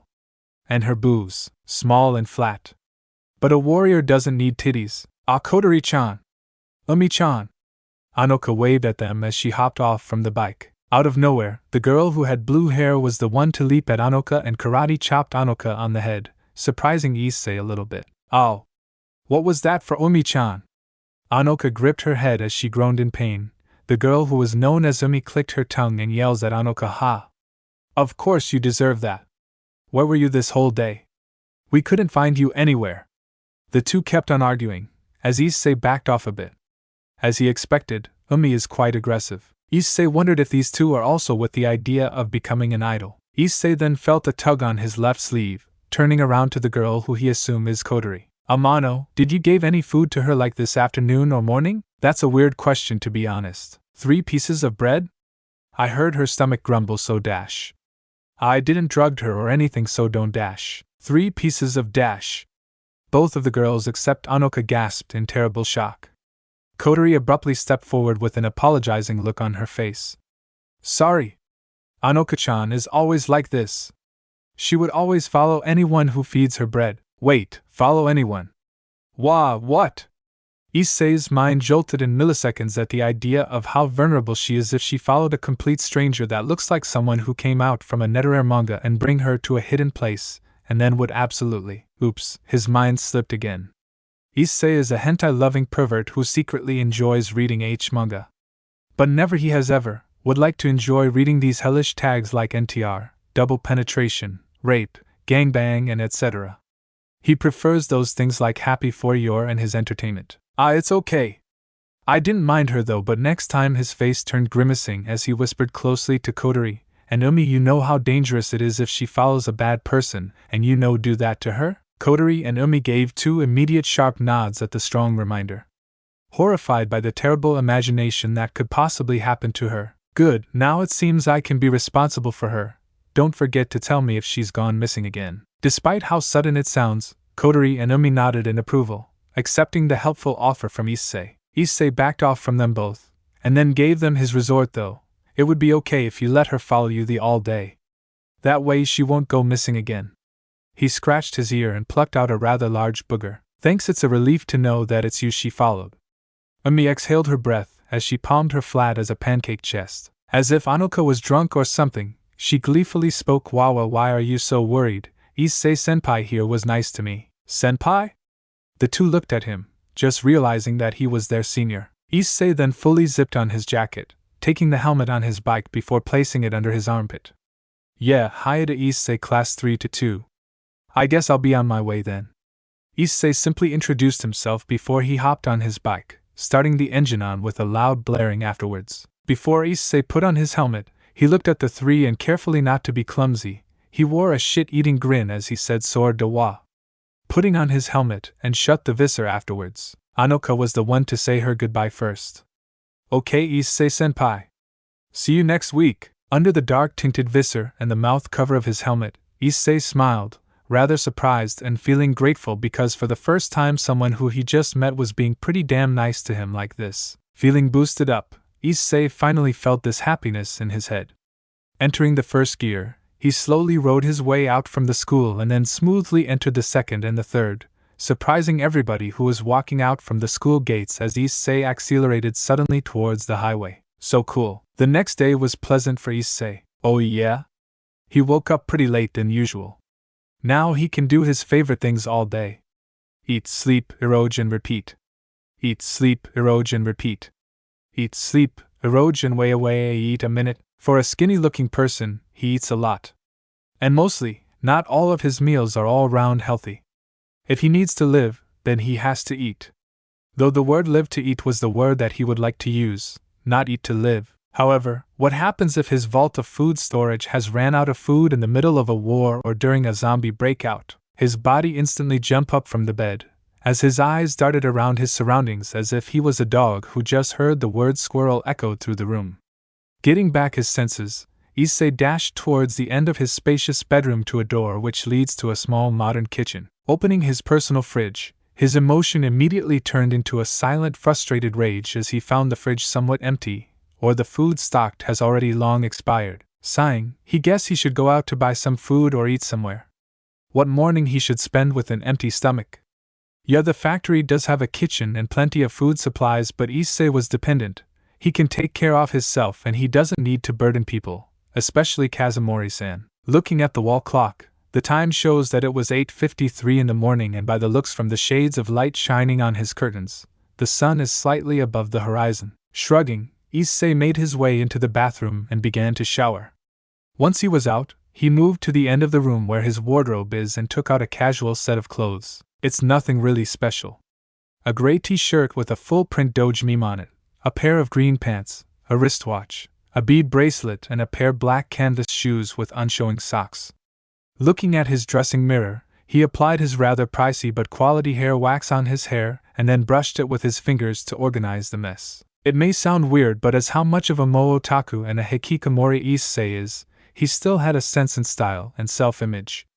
Plus, the additional fact that he enjoys all kinds of metal and rock followed by his talents in playing band instruments made him even weirder. A mo-otaku who enjoys both cute and dark stuff. Isn't he a little decent looking to talk about hentai and mo things? Or perhaps it's just his huge feeling of insecurity that made him grow a sense for fashion. And lastly, a finishing touch, Issei opened a small shelf on the table and then took out a bottle of perfume. Issei smiled at it. This perfume was the only thing that reminds him of his mother. This was just a 300 yen perfume sold at a summer store, yet he is still fond of it. He always used to be with his mother as a kid after the divorce she had with his selfish father. After she passed away, he was taken into the factory. Though he never seen his father, nor the side of his family. Instead, he was introduced to a butler. Disregarding the sad past, Issei took in the scent of the perfume, letting surge of memories with his beloved mother dance inside his mindscape. He always gets comments from people about this perfume smells just like the scent of a dead person, where the dead bathe in rose water and fragrance chalk before being buried. But he didn't care, as long as it smells good just like his mother. Issei sprayed some couple of sums on his shirt before he placed the bottle back into its place. Once he is fully dressed and confirming there are loads of cash in his wallet, Issei made his way outside of his room to his garage. Hopping onto his bike, Issei smoothly rode towards the exit and straightly to the highway, heading to his destination. Line break equals. Issei rode his bike at the residential area on moderate speed between 20 and 30 km per hour, appreciating the slow stroll as he watched the quiet but lovely neighborhood he was passing by, and to be careful so he doesn't accidentally ram into someone. He would be totally in a large mess if he does. He rode his way as he watched the beautiful petals of sakura raining on him, enjoying the sight of a beautiful Japanese landscape. He was approaching a junction between the pathway to the highway and a shrine where the gates and a long stairways were. The sight was beautiful as the mix of the red gate, pink sakura petals and, wait a minute. Issei's eyes suddenly darted towards to the familiar people he has just made contact with yesterday. Rather, it's the trio again. Much to Issei's amusement, two of them which he quickly identified as Anoka and Kotori was running down the stairs of the shrine with a tired face, which Issei assumes that they were running up and back down the stairs repeatedly. And of course, he couldn't miss the obvious blue shade that was up at the top of the long stairs, which he immediately recognizes as Ami. Seeing that there is no harm in just greeting them, Issei lowered the gear and pushed the brake as he stopped slightly beside the stairway where the two was running down and approaching Issei without them even knowing it. Taking off his helmet and hopping off from his bike afterwards, Issei made a signaling gesture at the duo who was struggling to keep their breathing and legs still. "Oh, you too?" Anoka raised her head and darted her vision on Issei. She gleefully responded as she hid back her struggle. "Issei-senpai." "Oh hey." Kotori, who also just noticed her senpai, waved at him as she tried to respond back, "Oh hey." "I see, senp." The situation turned slow motion and tensed up for Issei and Kotori. The girl slipped her foot on the stairs slightly above. If she falls, she would be in a terrible mess. Issei widened his eyes as he witnessed what could possibly be a fatal accident. Kotori-chan. Suddenly, weird memories came surging into him. If it was a bit normal, he would just call it another déjà vu. But this time, it isn't. Balance breach, Ultraman Hikari. His mind and body jolted. His legs suddenly picked up speed as Issei dashed towards where Kotori will fall. The girl was a mere foot from falling hard on the floor, until she saw a flash of blue zapping at the corner of her eye. Then she stopped. And time went moving like it normally does. Above her was Issei, who was halting her from falling by pulling her into his embrace as they awkwardly posed what seems to be a dance position. They looked at each other in the eye for a rather long period as they both let the sakura petals rain on them. And for Issei, at the very first time he was in bliss that he gets to hold another girl. Especially, her still growing chest was pressing on him, even though it was cloth to cloth. Plus with the additional fact that her continuous breathing that almost sounds like she was doing something erotic didn't help Issei from hiding his arousal at all. And then he came to a realization he shouldn't be holding this girl for quite long. Thank you, I got careless back the dash. And she fell softly onto the ground with a small yelp. Scoffing, Issei spoke flatly at the girl. "Sorry. I think I shouldn't hold you much longer, and I fear that I would violate your first-time rights." Issei defended himself as he pulled Kotori back up. being this close to senpai, and he smelled a bit funny now, she noticed. Issei questioned the oddity to himself. What was that, and what just happened? And what was that strange memory he had just now? If he remembered correctly, he had dreamt about the word Ultraman before. Returning to the original world, Issei and Kotori saw Anoka, who was looking at them mischievously. Oh ho ho, nice catch, Issei-senpai. Thumbs up and a blushing smile, that was all it took to make her friend heat up. Oh, shut the hell up, Anoka-san. Issei rolled his eyes. Anoka was going to retort when suddenly Umi ran down between them towards Kotori. Kotori-chan. Are you alright? Yeah. I'm good. It's all thanks to Issei-senpai, Kotori said as she turned her head towards Issei, all of the three looking at their rather tall senpai in gratitude. Sigh, you were so lucky this time, if it wasn't for him here. Umi sighed in relief as she softly hit the back of her friend. Technically, if Issei wasn't here, then she didn't need to get distracted and slip on the stairs. Then Anoka suddenly came into Issei's vision from the corner of his eyes. She was bubbly as ever, it seems. Hey Issei-senpai. What you doin'? Selective response came into his mind as if he was in a visual novel situation. Three beautiful schoolgirls, each with different personality and traits. Selecting a response will affect and change the course of the game and route. Completely locking and unlocking different scenes and scenarios depends on the route and the paired girl. But his response would always be avoiding any romantic routes to be unlocked. That's why rather play the game called love with non-existent two-dimensional female apparitions than possibly hurting a living, breathing, pure maiden because of the puny game of love that all teens his age take granted of. So the answer is D, none of the above. Don't, what you doin' me? But the question is to be expected since I suddenly stopped here on free will. He retorted himself. He looked at Anoka once, and then the two afterwards. You know, running down the stairs would be dangerous. What the hell were you guys doing? Anoka made a dry smile at the comment as she chuckled silently, making Issei fuss an eyebrow at the response. His mind played for a second, before he put the puzzle in the map of his head and solved it on his own. It's just like a simple maths problem to him. Anoka plus idle thing times friends plus training equals 2. Don't tell me you two are also with the idea of becoming an idol. Kotori and Umi took a short glance at Anoka and then looked at Issei with a dry smile. Umi was the one who sighed really exhaustedly. At the top of the shrine, the sound of something smacking to a person's face could be loudly heard even from afar. No, it's not someone slapping a person, but it definitely sounds like the smack of despair or hopelessness that echoed through the quiet neighborhood. And yeah, it was Issei. Actually, he facepalmed really hard after completely hearing all of the things that the three, Anoka, Umi and Kotori, has to explain about the idol group they had created. And unfortunately, it was so saddening that it sent cringiness to Issei's head, and not pity. Where to start, where to stay? Oh yeah, live show.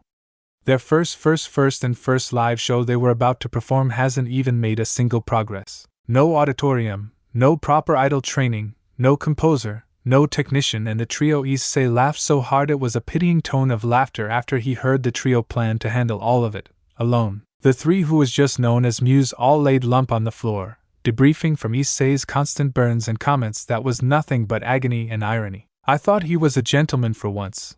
Looks like I was dead wrong. Umi sighed as she clenched her fist, though she didn't even have the energy to do that, and just showed hostility towards Issei. Anoka cried, her pitted gaze matching on Issei's own. Mao! Why you gotta be so rude? We just don't have supporters. That's all. The rest, Umi and Kotori, both nodded in agreement at Anoka's remark, a point that Issei couldn't miss. Yea, he shouldn't be really that harsh on them, since they didn't have anyone to support them in the first place anyway. When Issei refreshed his memories, he realized these girls were just around him last year when he was a second year while they were just freshmen.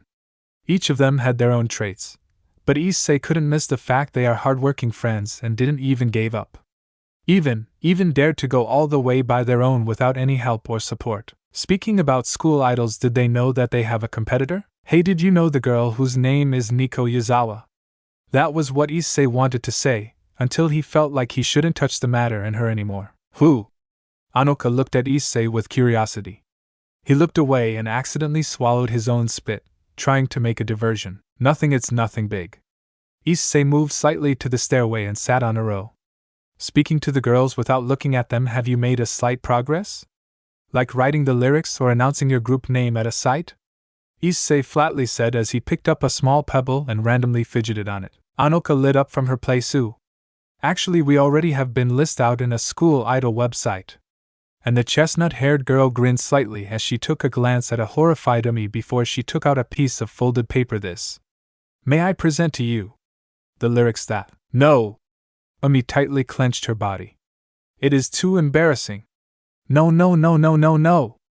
Anoka-chan, please don't show it to him. Here, have a look. Anoka and Issei, who was afar from Umi, conversed as they ignored the weeping girl. Arigato, Anoka-chan. The girl screeched in horror as if she was violated or yuli harassed by a lesbian nymphomaniac. Issei read the lyrics closely and then began to understand the lyrics.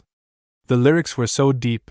With proper composing and singer, this song can send chills and goosebumps to whoever is listening and enjoying it. He looked at Umi, the one he supposed that she wrote the lyrics. But well, she shouldn't be cringing at her own work. This is a great piece of artwork. And she should appreciate it and give credits to herself. Relax, you wrote the lyrics really well. There is nothing to be embarrassed about it. Issei complimented. He read the lyrics really carefully, from the intro to the chorus and to the outro, and then all of the gathered data turns into his opinion. Listen carefully, okay? Umi and Kodori, who already got up from their debrief, approached Issei from behind and pay attention to Issei closely. Look, the lyrics, I've gotta say that it does has some shallow meanings behind it. But I can clearly see that there is a message towards those who feels bad about themselves or always on the verge of giving up. Even people will guess that, oh, this song is deep. For an idol song, the lyrics writer didn't wrote this for fun and excitement. But the main prioritized topic came to his mind. But who is going to compose this anyway? Issei could give himself a try to compose it. But a J-pop idol song? Bleh. Even though how much he is intending to offer help towards them. Regardless of how sudden it sounds, since Issei and the idol wannabes just talked yesterday, Issei disregarded the logical thought. Is it wrong to just lend a hand? Every living thing on earth deserves it. Anoka looked worried for a second as she placed a finger under her lip and averted her eyes from Issei. There is this first-year girl that sings and plays the piano very well, but I couldn't get her to help us with it. Okoto Warishimasu, sounds really just like Umi-chan. Anoka gave a dry glance at Umi, who twitched her eyebrows at the dry remark. Then it's decided, I'll help you to persuade her. All at once, the three looked at Issei with shocked looks on their faces. It was on Monday that Issei suddenly called out to Anoka on lunch period. Feeling rejoiced and relief, Anoka brought Issei to where they would ask the girl, who was known as Maki Nishikino, to help them just this once for their song. I mean the girls, not Issei. As Issei and Anoka walked towards the hallways where the first-year classrooms were located, Issei came to awareness that people around him were scathing opinions and rumors about him. Good or bad, it was to be expected anyway. Issei ignored the whole whispers surrounding him and just focused his gaze on Anoka, who was leading him to Maki's classes. Sticking her head out after opening the sliding door of the girls' classroom, Anoka frowned as she couldn't find the trademark tomato hair anywhere among the other students. Nah, she's not here. Anoka slid the door close and turned around to Issei, who then responded by rubbing the back of his head and placed a hand on his waist. She has to be somewhere else then. It was then Issei was greeted by an unexpected dot of orange at the corner of his eye, slightly surprised by its sudden gesture. Meow?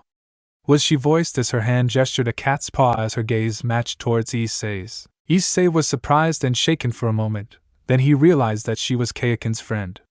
The girl who had been spying at him since last week. The girl is obviously a first year. Having an unusual orange short hair, Issei could categorize her as a Genki plus. Those eyes perfectly looked like a cat's eyes. But holy cow, her thighs and lower backside just fits perfectly on her. And her flat cat tats? It looks flat because of her body shape and the uniform, when actually her breasts were cutely the size of just perfect for Genkis. Who are you looking for, Naya? Seriously, stop. Stop with that cat persona. Issei dismissed his intent to fucking scream the word stop, knowing that would be a smartass idea to do so he would get hated by people around for some reason. We're looking for a girl named Nishikino. Anoka corrected. Nishikino Maki-san. Have you seen her around?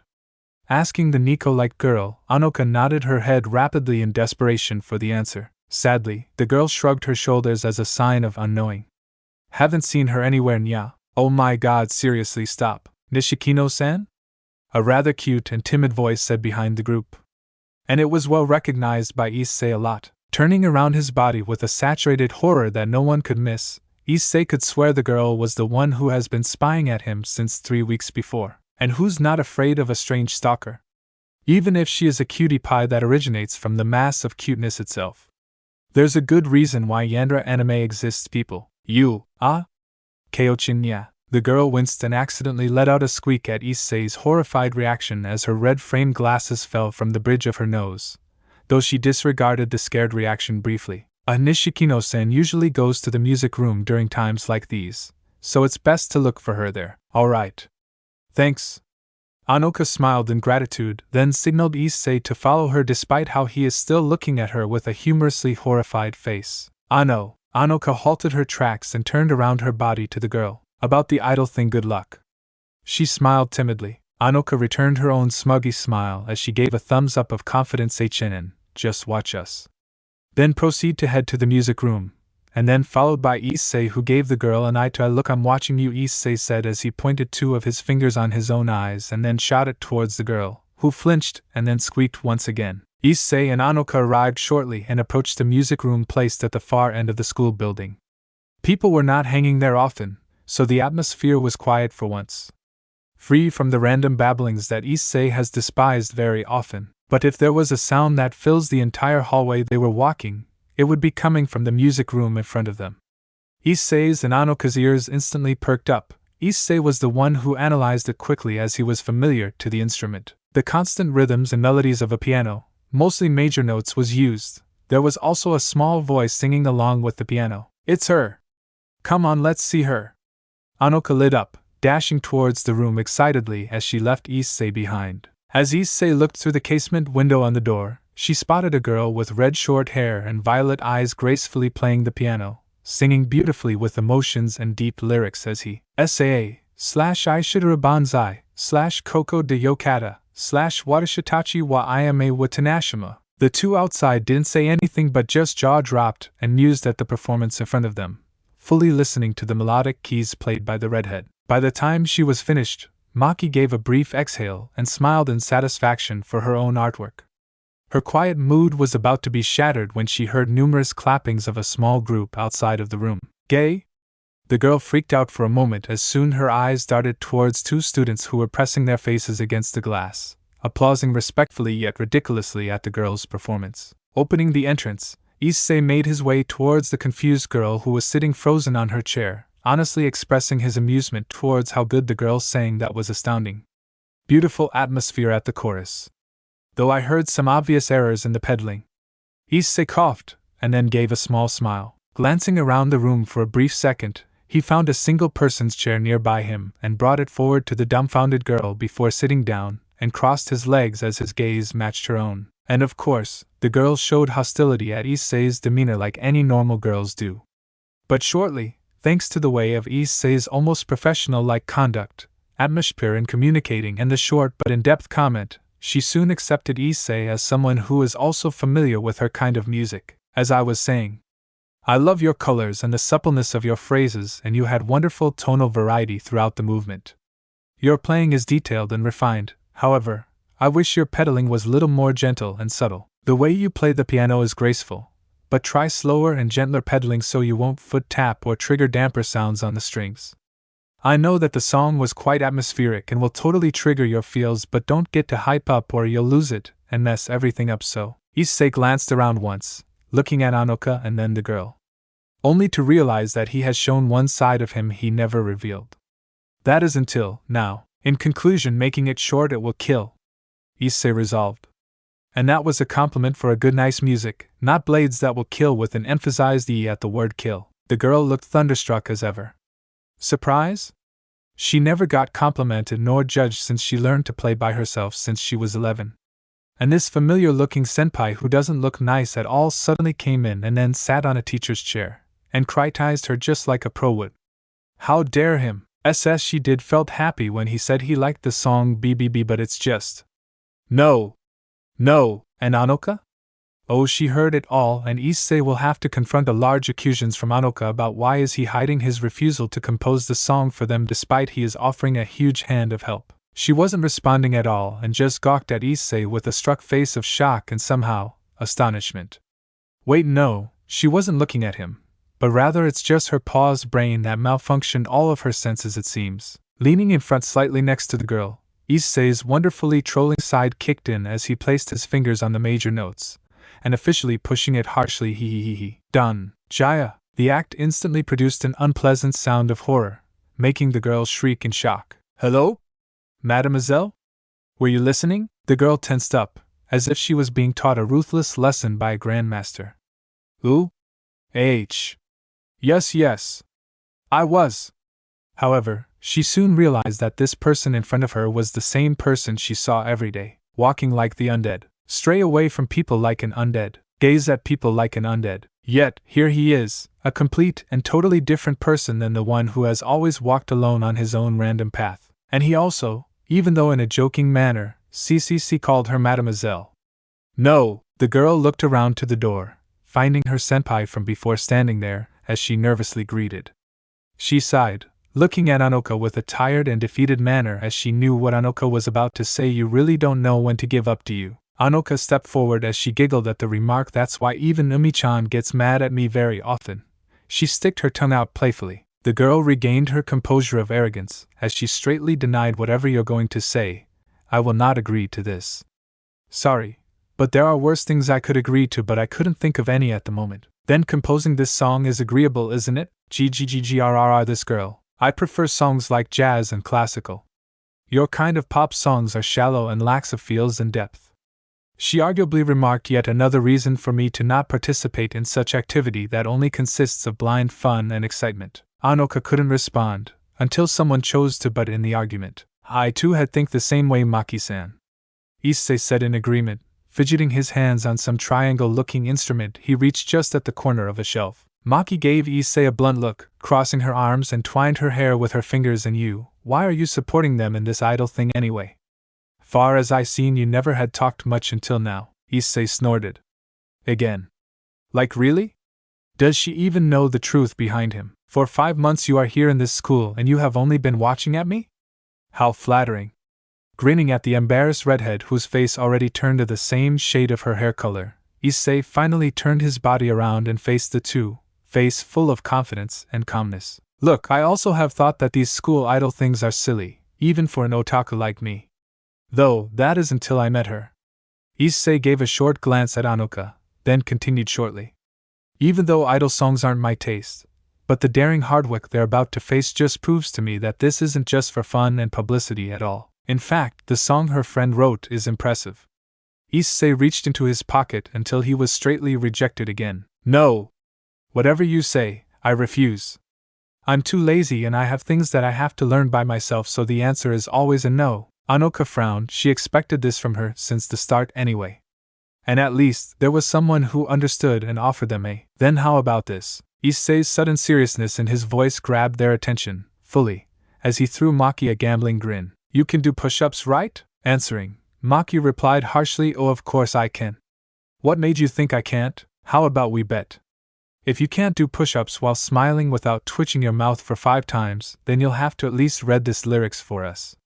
Only smiling though, grinning in pressure is not counted. And if I win? Issei HMMP, grinning so confidently like he knew what he was doing. If you win, then we'll leave you. For good. The girl smiled confidently at the offer, seeing the bet as nothing but a child's play.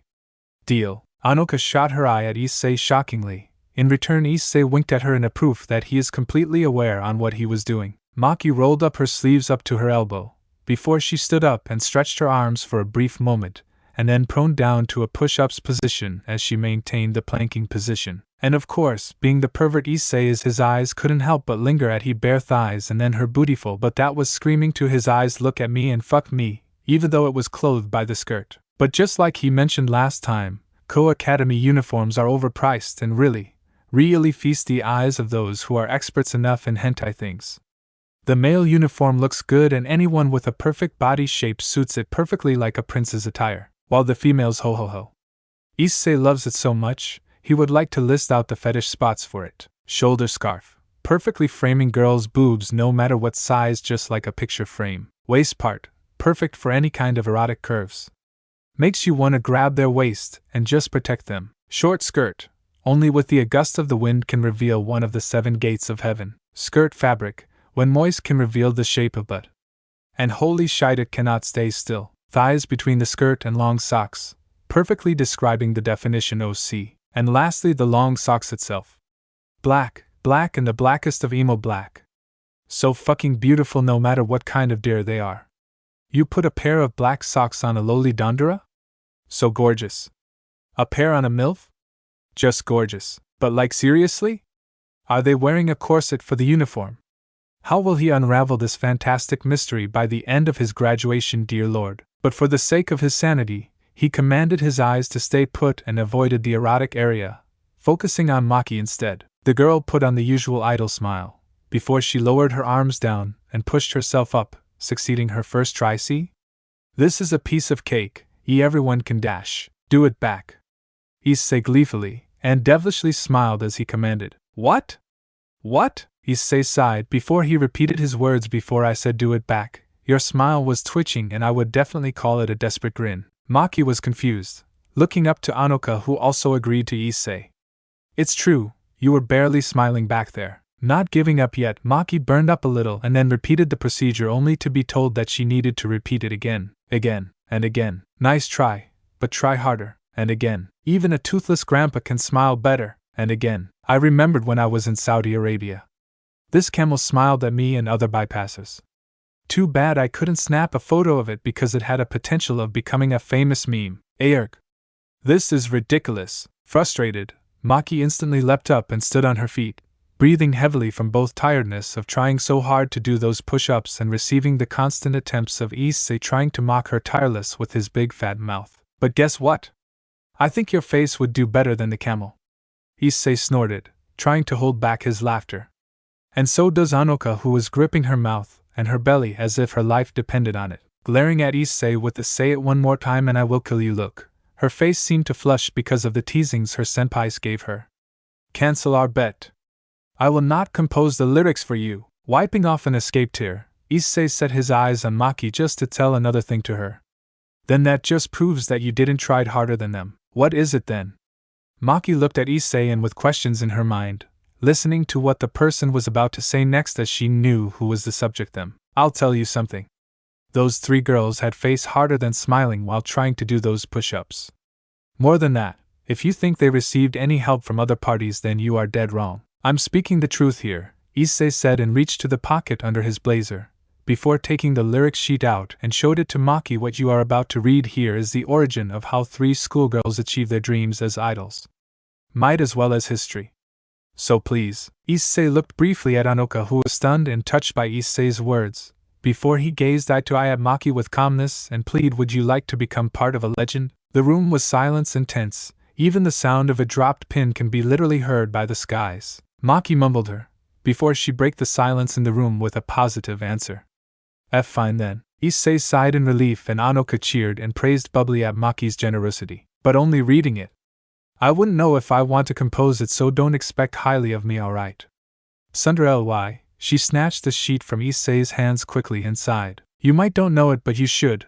I am so grateful of you right now. Thank you. Sheepishly, the girl responded to Issei's words with a blush and mumbling, before she snapped like that Sunder as she is. Now get out. Before I suddenly change my mind. Issei huffed positively. With pleasure, Anoka-san? Issei signaled, non-verbally telling Anoka to let's get out from here. Hi. Thank you so much, Maki-chan. You're the best kohai I've ever had.